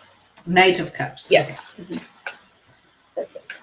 We have the Six of Wands coming up again in the reverse. This doesn't feel like victory. Hmm.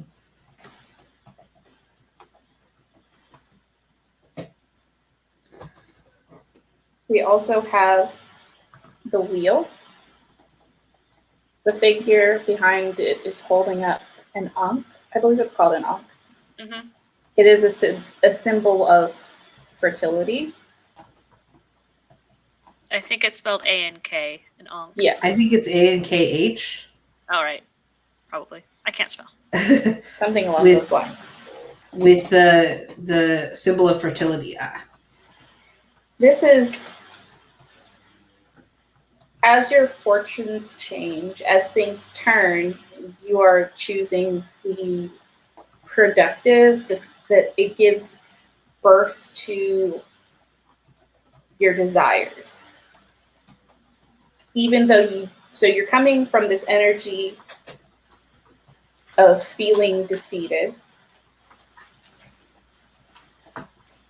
and moving into this energy of possibility.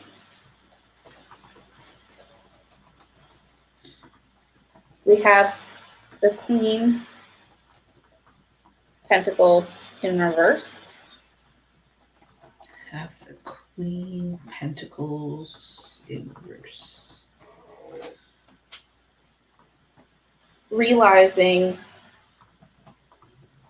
you are already in an abundant place, even if you don't see it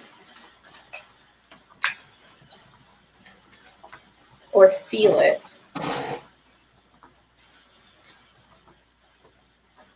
Understand that this is part of the journey to acknowledge your emotions and approach them differently. I'm hoping that we'll get a little more clarity about what that is. I feel like this story is not. Okay. I need to skedaddle. I have an appointment in 20 minutes. All right, Laura. Bye. Thank you for joining. This was super fun and showing all your stuff and sharing your stories. We'll see you next Yes. time. It was See fun. you. Bye. See you. Bye. We have the Eight of Cups come up. And this is the other perspective. So inner child work, or because there is a child involved in the situation, Inner child work, you Mhm. said? That could be if you ever felt like you were in this situation as a child.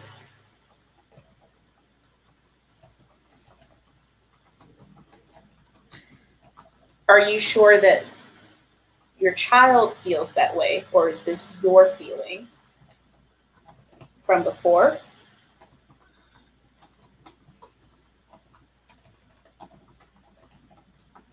We have the Five of Swords. This card for me is about facing a situation, and it is in the dark, so the shadow side, the emotional side, not visible to everyone.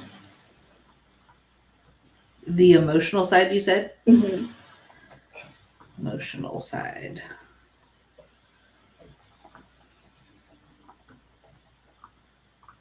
Okay. And we finish off with the whole energy of this being the Ten of Wands. 10 of Wands. Okay.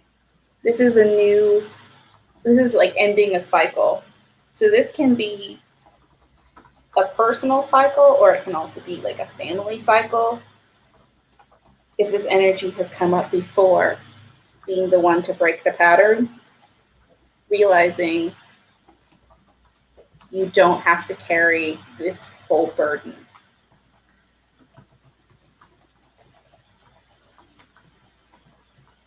Could you repeat that one more time? The last half? Realizing that you don't have to carry this emotional burden.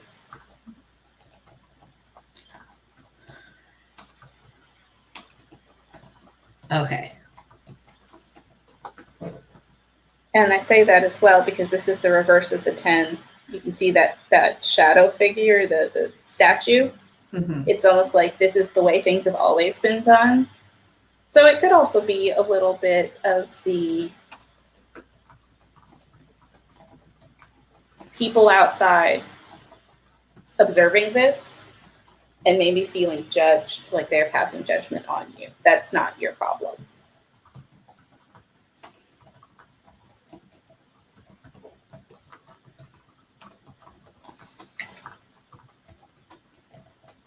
Okay. Let's see. Done. So Charlie said, the Four of Cups is the loving kindness of emotion. This is the giver, not the receiver. As the natural follower of the Three of Swords, it means that understanding leads. I think that's so good given the context of everything. That was the Six of Swords.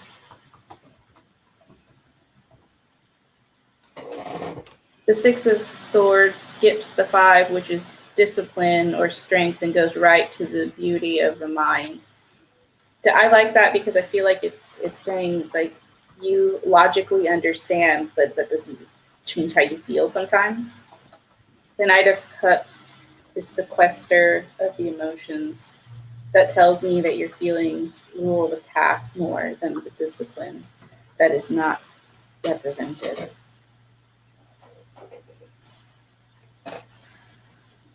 Six of Wands is victory of emotions. Letting your feelings get in the way could get into the way, very literally, yeah. The Wheel is the path between loving kindness and victory, which is where your strength comes from. The Queen of Pentacles ignores worldly needs and concerns because your mind and your emotions guide you. Can we say bye to Laura? Eight of Cups is the splendor of the emotions. So if all that glitters is gold, then your gold is emotional fulfillment. Five of Swords is the beauty of the mind. You can feel your way to mental balance. I love this. Ten of Wands is the fulfillment, presence, kingdom, the passions, desires. In the end, you will have what you desire. I love that. I love it. everybody's thing is so positive, and we all have good things to look forward to, it seems like, from what the cards say. We just have to continue being persistent, it seems like the message is for all of us, and pushing through. Yeah, it seems like there's also a lot of discernment required. Like there's some conflict, but ultimately each person knows, in a sense, has like their inner knowing. Mm-hmm. And I like that. Eva was saying the library is only open from 11 to 3 for browsing. We were too early this month. Yard sales were a bust for books, so I went to shop there, the little shop. Yeah. Nice. We'd get a random copy of Gone with the Wind, though it's funny that there was another random copy at another later in the morning. So I grabbed it, realized later, and Gone with the Wind and the sequel. Oh, cool. Ooh. Happy accident. Yes, yes. Yes. I was like, I don't need 2 of this, but they're different, so... And then they just went to the same book. Weird. Oh, that's hilarious. Nice. I love that. I love when that happens. Yeah. We talked about that. I think that's a heavy feeling too, when you feel like you're not putting enough time, but also your heart has you have your calling as well. But just as an aside, outside of the reading, a happy parent who is passionate about what they do makes for a good childhood for kids to see that their parents are living good, fulfilling lives. It sets an example, so that is always important. Yeah, and it's good for your kid to see you pursuing your dreams and following your passions and going for something that is big like that, that you're passionate about, and that, like you said, that's so important to see as a kid from your parents, is to see that they're living, fulfilling lives. Yes. Question: as I walk to my apartment, should I focus on my novel anthologies? Is it anthologies or anthologies? Anthologies. Anthologies. I always feel weird when I say that word. It's like, which is higher? Cards sauce. for my own story collection. Ooh. We got the Strength card just popping right on out. This is Leo energy. I like the infinity sign over the... Yes. There's also this thing that comes up. Ooh, okay. The cards are just like, we have a lot to say on this subject. There's strength, so you're stronger than you think you are. There's also that, like, wrangling the beast, like taming it. So you're in control of the situation. You have the strength to do so. This is the Emperor energy. Yeah, Emperor. This is a balance of, you can see the Ankh and like a golden globe. There's also a cube. I always feel like that's in one of the Infinity Stones. It's the Tesseract. I don't know why that comes up in this deck, but it do. So it's there. And a torch. So it's like you have this balance, the creativity to like give birth to the creativity, and because creativity is a form of fertility. That's true. I've said it. It is true. And there's also the world. So it's like, take what you want from the world to make like your thing. I don't know. I feel like the Tesseract is going to mean something to somebody. So there it is. I don't really know what to say about that. And the torch, like, light your path to this creative. There's balance in it. There's balance in this. We also have we're getting to the answer of your question. This is very roundabout. I know that. We also have the Queen of Wands energy. So passion. What is like your creative heart? the most passionate about, most fired up about, the most excited about. Ooh. And we have this, sorry, I don't know if y'all can hear my neighbors cutting the grass right now. I could hear it a little bit, but it's not too bad. Okay, that's good. They're really sweet, and they just look out for me, and they cut their grass and my grass at the same time, just because they're just. I'm so blessed. We have the Seven of Cups, and there's this like looking at all your options and feeling overwhelmment and fear. This is the reverse of that. You are not a slave to your options. That's this feeling, the overwhelmment. They are there to serve you. So follow that within your heart, the one that you feel the most passionate about. Set aside the logic of which one needs to be done first, and go with that passion in your heart about the one that I'm just like, if I'm working on something and I'm feeling that like in the back of my mind, I really would rather be doing this right now. Go with that one. Follow that one. And you may be moving around a little bit, but I'm seeing that like one, you already know you have the strength to master these items, and you have like the power to give birth to the thing that you want, that creative energy. So you've got this. You've got this. Laura, I hope that answers your question. I feel like sometimes it gives me answers that like only you will know. And then like I just be saying words and you're like, oh, I get it. That's what I'm trying to do, showing her that working hard on something that you love can pay off. Yes, absolutely. Carrie, the Knight of Cups guides the way. If you are not emotionally fulfilled, you will fall off the path. That is very strong. I don't have anything to add to what Charlie said. That big truth. That was so much fun. Unfortunately, I have to go do chores. Oh, Charlie, I feel that. Go do your chores. You'll be happy when you get them done, and you will also be just like, oh, thank goodness that's done, and you will relax and you will enjoy it a lot. yes. Have a great rest of your day. Oh, thank you too. Thank you for coming. We really enjoyed having you here. That was awesome. Yay, Laura. Yay. Strength is the path between loving kindness and strength. Emperor is the path between wisdom and beauty. King of Wands is the director of passion. Seven of Cups is the loss of emotions. Ooh, I haven't heard it as the loss of emotions before, but that's interesting. Like not feeling an emotional. That would be frightening for me if I didn't feel emotional one way or another about it. I'm usually like, take it all. Like I don't like the tyranny of or. But in this case, if you're not feeling strongly one way or another, I would say time to introduce another variable. If that was the case, yeah, that would be what I would say.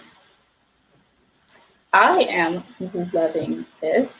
Yes, this has been so informative, and I feel like I have some direction for how to find what I want for finding my passion, finding my balance, and all that. Yay! That is awesome. That is exciting. Yes. I definitely would love to do like some kind of regular check-ins just to make sure that like not only are we getting all this information, all the insights and stuff, but that we're also able to follow through with them and support each other in those.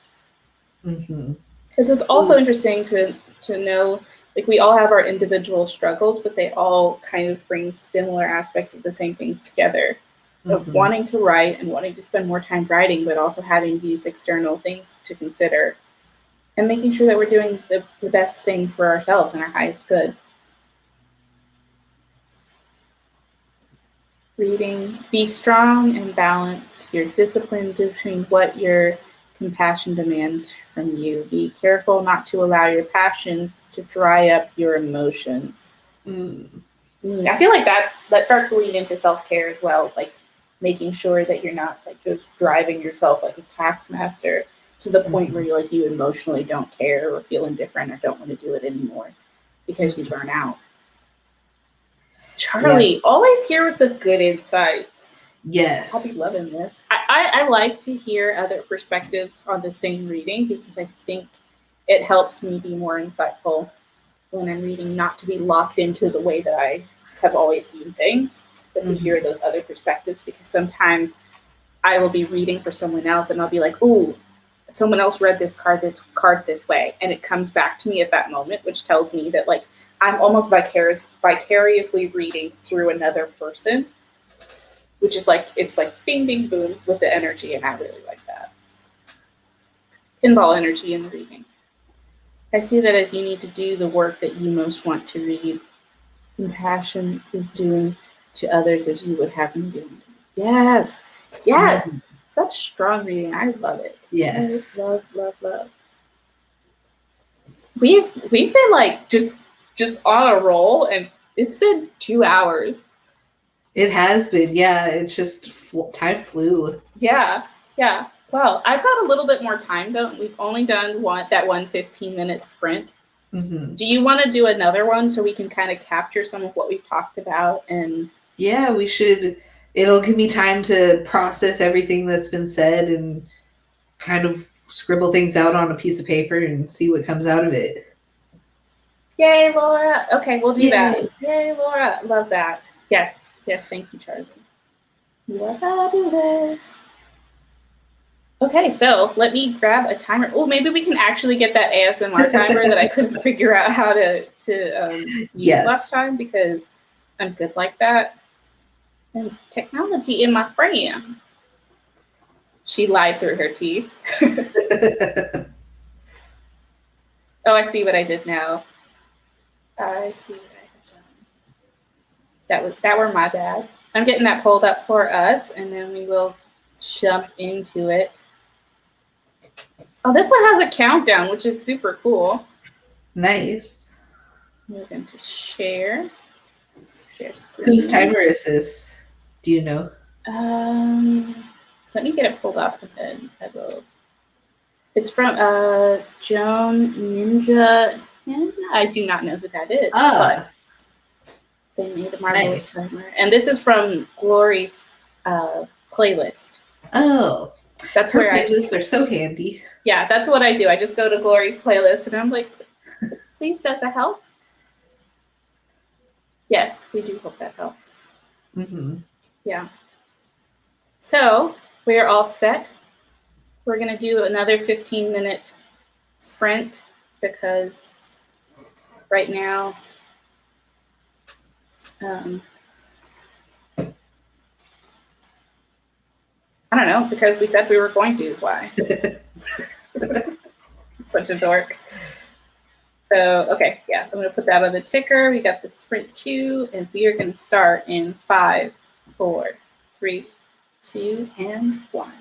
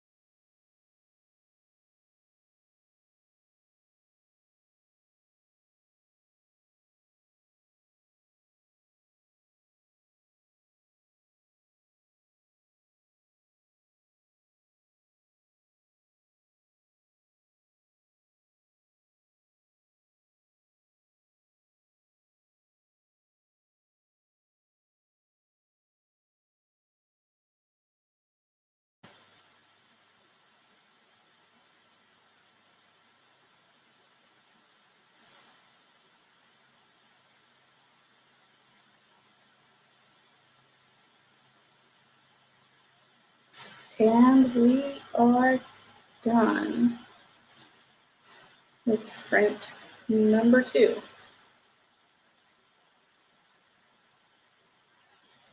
And I see love Joan. She is so nice and helpful. She gave me a lot of great advice. Yay! They have fixed Charlie's Apple Podcast Finally. account. And we are so glad. Also, it's been 84 years, but it's about time. Yeah, right? Yay! Yay! Yay. Absolutely, yes. Love it. How was the sprint?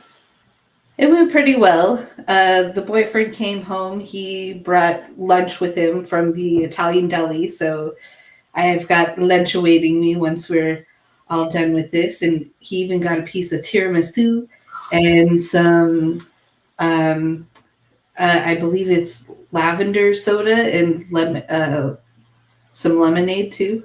Ooh, Yeah. that sounds delicious and fun, and we like the new things. Yes, I can't wait to consume it all. Yes, I'm sure. I'm sure. I actually realize now that all I've eaten today is cantaloupe, and I should probably have more food than that.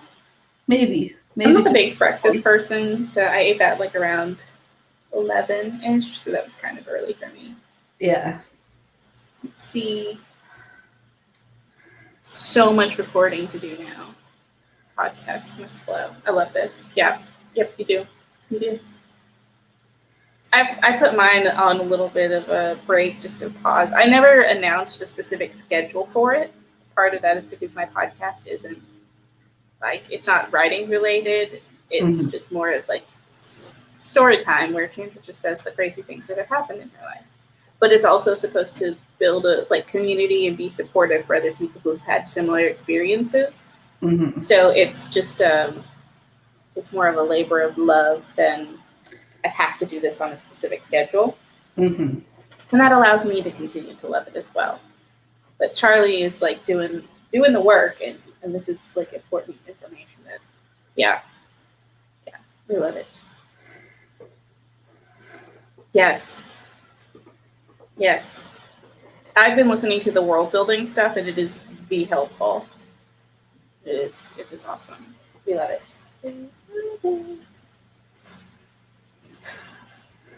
I have it downloaded. I just never listen to podcasts. I'm always listening to music. Like I have it on Spotify, and I have it's a growing list of podcasts. I'm like, ooh, that looks so interesting to watch. And then I never get around to it. I listen to podcasts. I have some reports that I run throughout the week. I don't need to run them as often as I was for a little while, but I do 3 reports a week. And so it's usually Monday, Wednesday, Friday that I have some time where I'm doing like the same process, but I just need like some background to like keep my brain on. But it's like, this is we've gone below minimum capacity because it's become so habitual. We need to make sure that the driver stays in the seat, because just because something is, you might miss it because you like.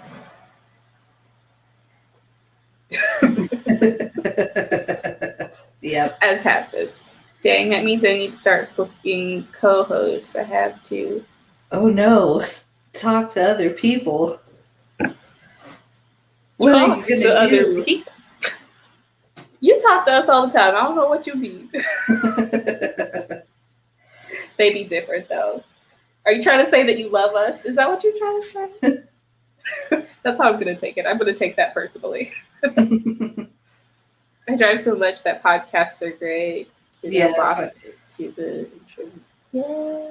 If I commuted, I'd probably listen to podcasts more often, because I used to listen to podcasts when I had to commute.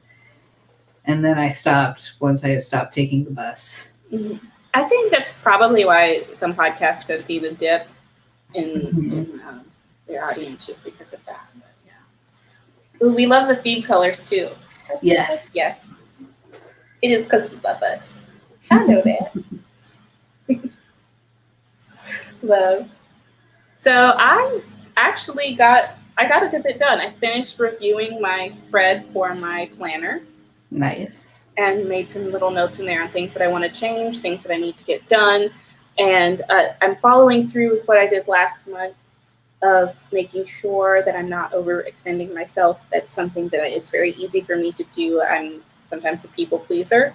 And so I have to be very conscious about that. Mm-hmm. And yeah, the non-binary. Yeah. Yes. Yes. Sweetheart.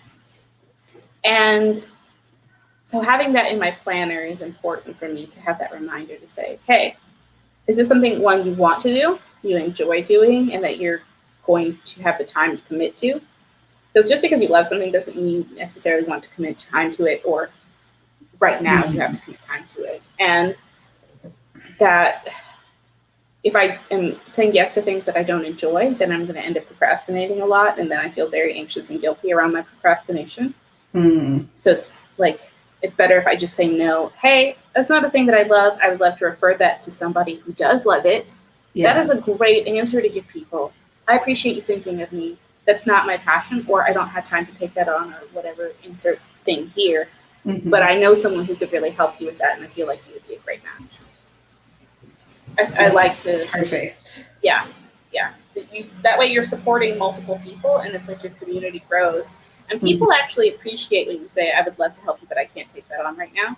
People love that because they'd much rather have it done than have you say yes, and then you string them along. And it's not great for friendships and relationships and stuff like that. So no, definitely not. it's an answer that I am practicing. 45 minutes one way to work a couple times a week. Therapy, doctor's appointments for Anna. Sometimes driving is the only way she'll nap, so I can usually binge several episodes a week. That's awesome. Yeah, it's nice because it like gives you some think time as well when you're sleeping. Yeah. I know with my niece, she had to be held like all the time, and she was colicky, so it was very challenging for the first few months. But when we found something that would get her to sleep, like car rides, we were like, oh, who wants to drive? Who wants to go for a drive? Somebody drive it. We need to put the baby to sleep. So it became a team effort. So I got that done with my planner. And then I also planned out a couple of yoga classes. Well, nice. I planned out one that I'm doing. I have a private session, and then I also have a class that I'm going to be doing. So I started plotting out the class. The class is a bit further out, and the private session I already had things in mind, but I'd like to have it on paper. Mm-hmm. Not that I necessarily look at it, but I find that having it on paper kind of cements it more in the mind. So it's like, okay, I know exactly what I want to do for this. Yeah. But the added benefit is that I can look back at the classes and see what I have taught the individual or as a group. And then I can make modifications, or I can recombine different things to be like, okay, remember how we did this and we did this and we did this? It was all building up to this thing. Nice. So I like having those notes. Plus, if there's anything that comes up during the class where someone's like, hey, this was uncomfortable for me, or this didn't work, I didn't like that, or whatever, then I can make notes about that as well. That's so much nicer than one of my experiences with yoga was not as pleasant as most of my other experiences have been. Because I have arthritis in all my joints, or not all my joints, but most of them. I've had some difficulties with some of the moves, especially doing them repeatedly. That's when it starts to hurt my joints. And the instructor was just like, oh, just work through it. And I'm like, no, I can't do that. That's how I hurt myself. We don't like that. Yeah. Mm-mm. It should be you, especially when you have a medical condition happening. Mm-hmm. You have to be mindful of how each person responds to that. And if they say, this is not working for me anymore, then you modify it as much as you can. And you just let them know, hey, if something's uncomfortable and you already have a modification that works for you, then go to that. But if you'd like me to come help you find a different modification for whatever reason, just give me a little nod and we can do that as well. Do you do yoga lessons over Zoom or on the internet? Well, actually, yes. So we actually started learning all of this in the middle of the pandemic. So it is something that I can do. I just need to get my space set up so that the camera can see my full floor because I don't quite have that done yet, but I do have the space for it. So Nice. yeah, I will be doing that as well. That's cool. I might have to get some lessons from you because Yeah. I wanted to get back into yoga because it was really good for my lupus, and I think it would be good to get back into doing some sort of exercise. Yeah, and one that feels good too. Yeah, that's the most important part. Yeah, and it's hard to want to keep doing it when you're either in the same amount of pain or more pain during and after.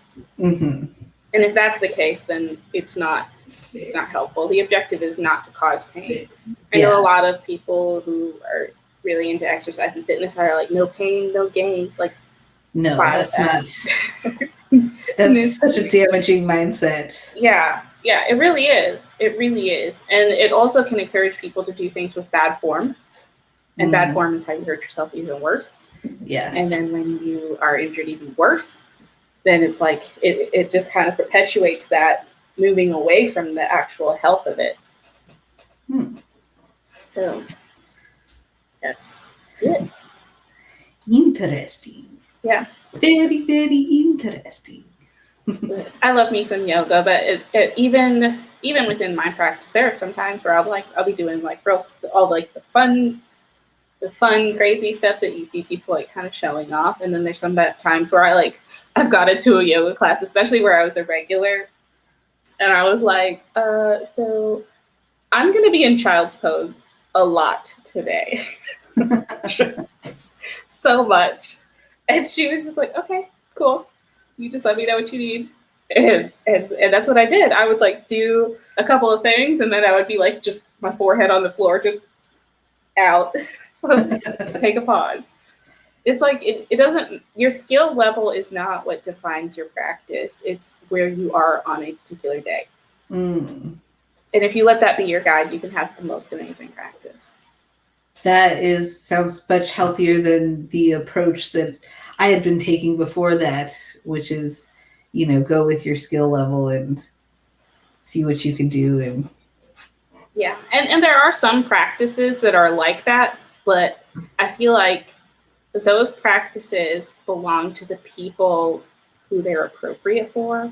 Like if you are a gymnast or a personal trainer, the thing is, even those individuals have days where they're not going to be doing their max capacity. Like that's built into, no matter what kind of workout you're doing, that's built into it. You have your heavy lift days and you have your lighter lift days. You have your cardio days and you have your lift days. I mean, when you're doing it well and balanced, you have that awareness. A lot of people, I think they just see the bright, shiny side of it and they're like, nah, I just want to do these things. Before Rona, they offered it weekly for employees. It was so nice for my back injury. And the instructor modified it for us who can't get on the ground. Chair yoga. Yes. Oh, nice. So I've not done chair yoga specifically, but we did go through a lot of modifications. And I do love modifications because I also have a back injury from horseback riding. Ooh. And then flying through the air and not riding the horse. Ouch.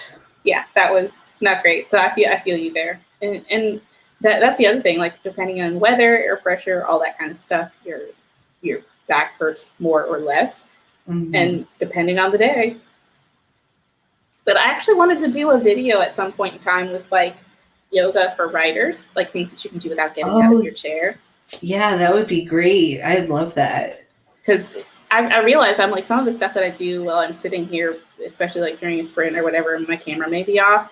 And so, but I do stretch sometimes when I'm sitting here without moving. So I think that would be good to share. So I used to be an Arthritis Foundation exercise program instructor. Cool.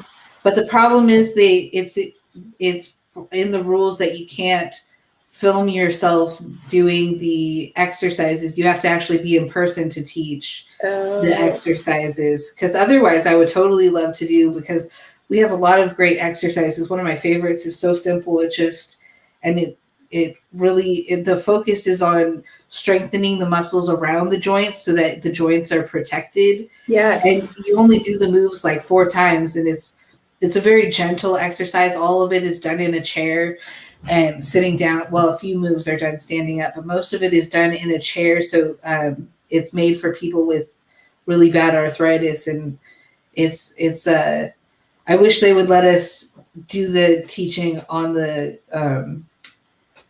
screen, because that would be so great, being able to show off some of the exercises that would help. Yeah, that's awesome. I would love that. My knees and back are so messed up. I can't do a lot of yoga or other kinds of exercises. So I think you bring up a really valid point about being, and that's one thing I love about the studio where I studied. We talked a lot about accessibility. Mm-hmm. And a lot of times when yoga is taught, they show it as people doing these really complex and intensive holds or poses that are not accessible to like 90% of people. Mm. And when you set that image out there, it discourages a lot of people from even trying, because it's like, well, if everyone else in the class is standing on their head and I can barely stand up right now, am I really going to be supported in this class? Yeah. Or even just like, oh, everybody else can touch their toes and I'm like here touching my knees, and that's about as far as I'm getting. And honestly, I loved that, because I feel like when I started, I had the mindset of more like the power yoga, Pilates, like push yourself, push yourself, push yourself. By the end of this, everything's going to hurt and you're going to love it. And I went from that mindset to, I think I'll just do child's pose. I'm good. And for me, that was super healthy. There's sitting Tai Chi I do every now and then. Ooh, I've never seen that. That would be cool. But yeah. I think that would be really fun to do some sprints sometime where we break it up with like yoga and stuff, like chair yoga. Yeah, that would be great. That could be fun. That would be so healthy for us, because, we're sitting down all the time and we tend to hunch over as we get into our work, and just even with the reminders to sit up straight, you need that extra, the strengthening of the muscles to keep you sitting up straight. Yes. When you're forgetting about it. I love that. That is exactly how I feel. Most of this content is also like, okay, grandma, let's get that elderly body. Yes. It's like there's no in between. You're like, cool. So I either I'm an old person and I'm like a grandma over here, or I am super, super, super Bob or whatever, like standing on my head and walking around on my hands. There's no in between. There's so much in between. So much in between. Mm. Okay, we're gonna do this. I'm gonna actually write some stuff out and get some stuff sequenced, and then we can do that. And I like this idea. Start adding it in, because I think we always talk about it, remind people like, hey, stretch, be help you get some water, all of that stuff, but actually carve out some time where we like, okay, we've been saying it, here it is. I think that'd be awesome. So I will put some things on paper and we can make it. And also, exercises, hand exercises would be good if we could find some that I could actually teach, because, everybody, you don't want to get carpal tunnel syndrome. It's good to work the hands and wrists out and get those all flexible and relaxed. And yeah, for sure. That's true. Always with the marketing mind.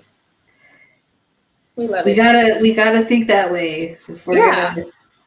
It's true. It's true. And we also had that conversation yesterday about bringing all the things you love together, not letting anyone tell you what you have to include or not include in your work. So practicing what we preach out here. Yeah. I love that. So we're definitely going to make this part happen. Yes. We're going to do it. I have a mentor that I will reach out to, and I know she's done like a lot of other things. So I'll talk to her about sequencing with the chair involved. And Nice. maybe I'll like have her do a workshop with me as well to like make sure that I've got everything. That would be great. Yeah, the hand exercises Austin K does is so good for your hands. I don't think I've seen this. I will need to look that up. Austin K, you said? Yeah, she does it on her streams. She doesn't. Does she stream anymore, Charlie? If you know, I don't know if she streams anymore, but her old stream should be up. If you, in the beginning, she does the hand exercises.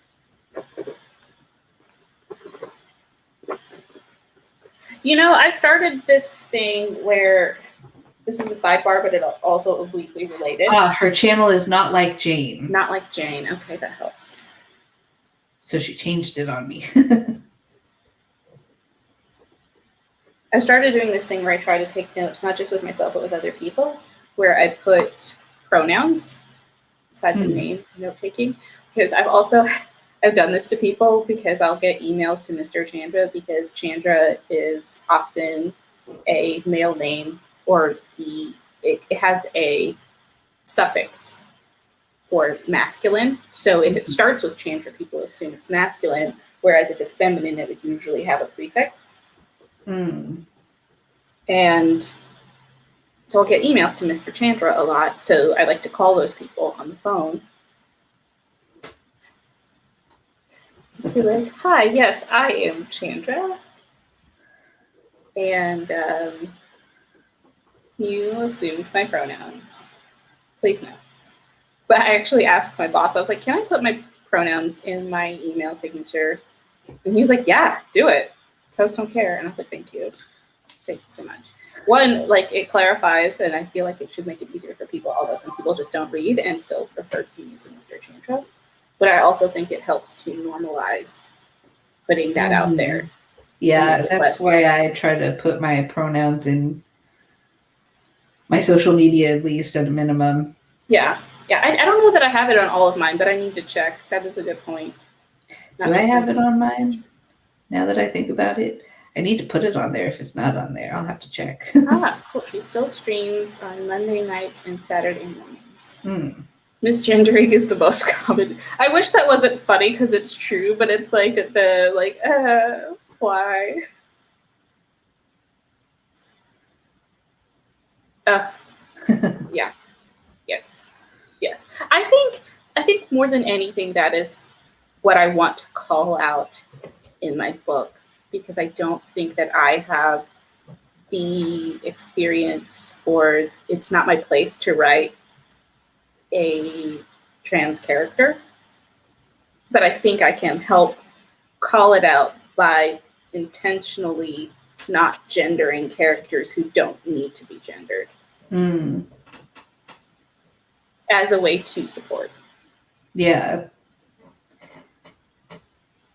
Gender is just so weird. The more you think about it, the more like trippy it gets. Yeah. Well, especially Like, since why kids do we don't do know these anything things? about it. Yeah. They just exist. Like, that's it. We don't have to go any further than that. I like, this is sort of related, but I like what Mona El-Tahawi says, how she doesn't want to be like men. She wants to be free. Free from like the constructs that we've created for ourselves. Because misogyny affects men as well as women. So she wants to be free from all of that instead of just being like men. Yeah, I love that.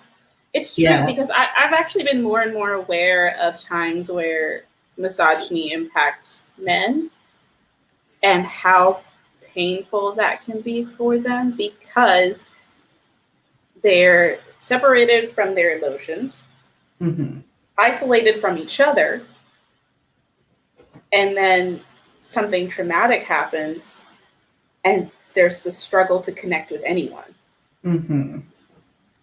And people are like, man up. And it's like, thanks. That's like literally the most unhelpful thing you could ever say.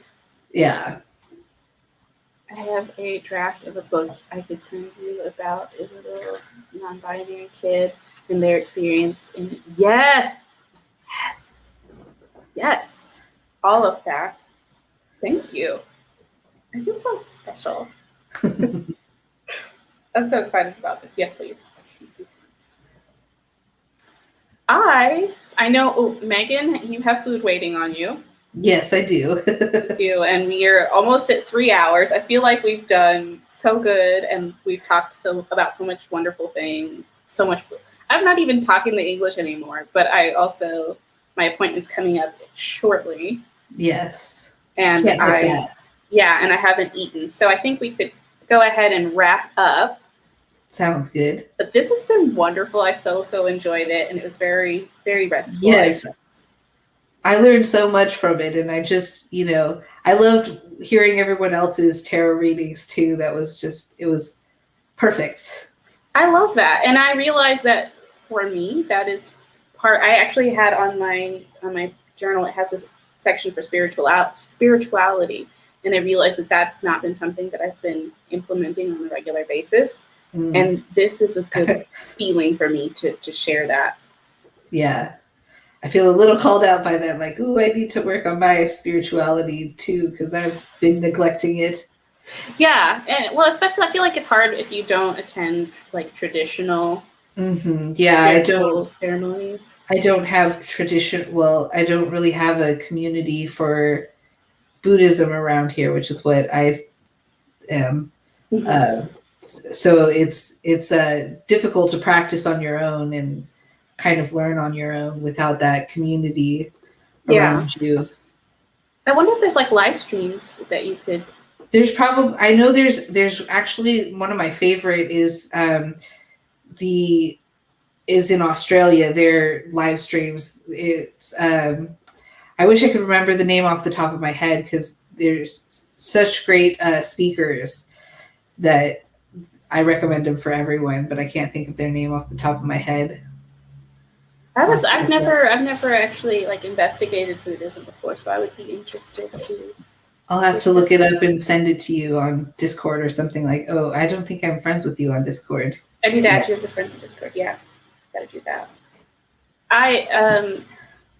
If TV and movies have taught me anything, it's that toxic masculinity is how you get super.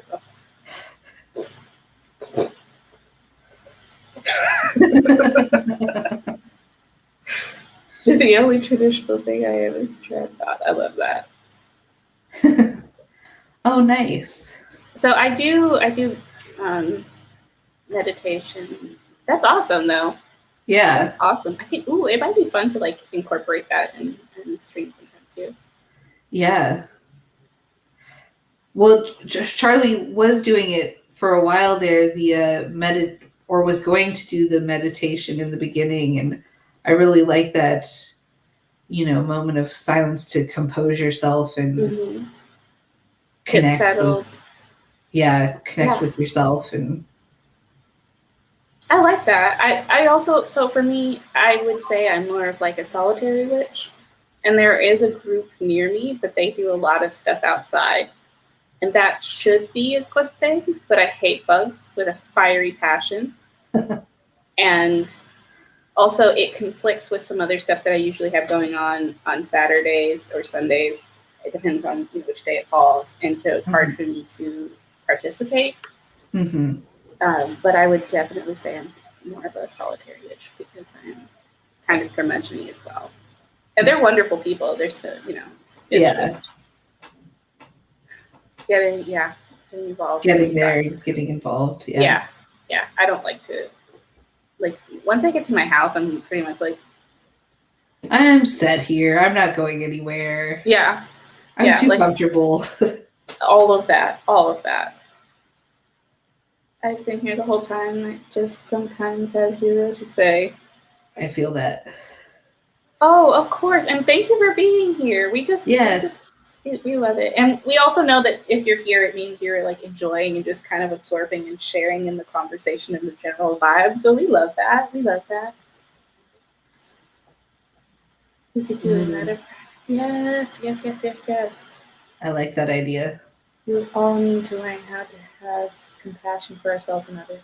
Absolutely. Especially around writing, because I can see that we all have some stuff that's heavy on our hearts around the writing space right now, and feeling like enough, and knowing that the work that we do is enough, and where we are is good, and just being where we are is okay. There's nothing to do around that. Like, you don't have to be like, okay, I need to get there, because when you get there, then you're just be like, okay, I need to get there, and it's not about that. It's about the journey and just enjoying that. So I love that.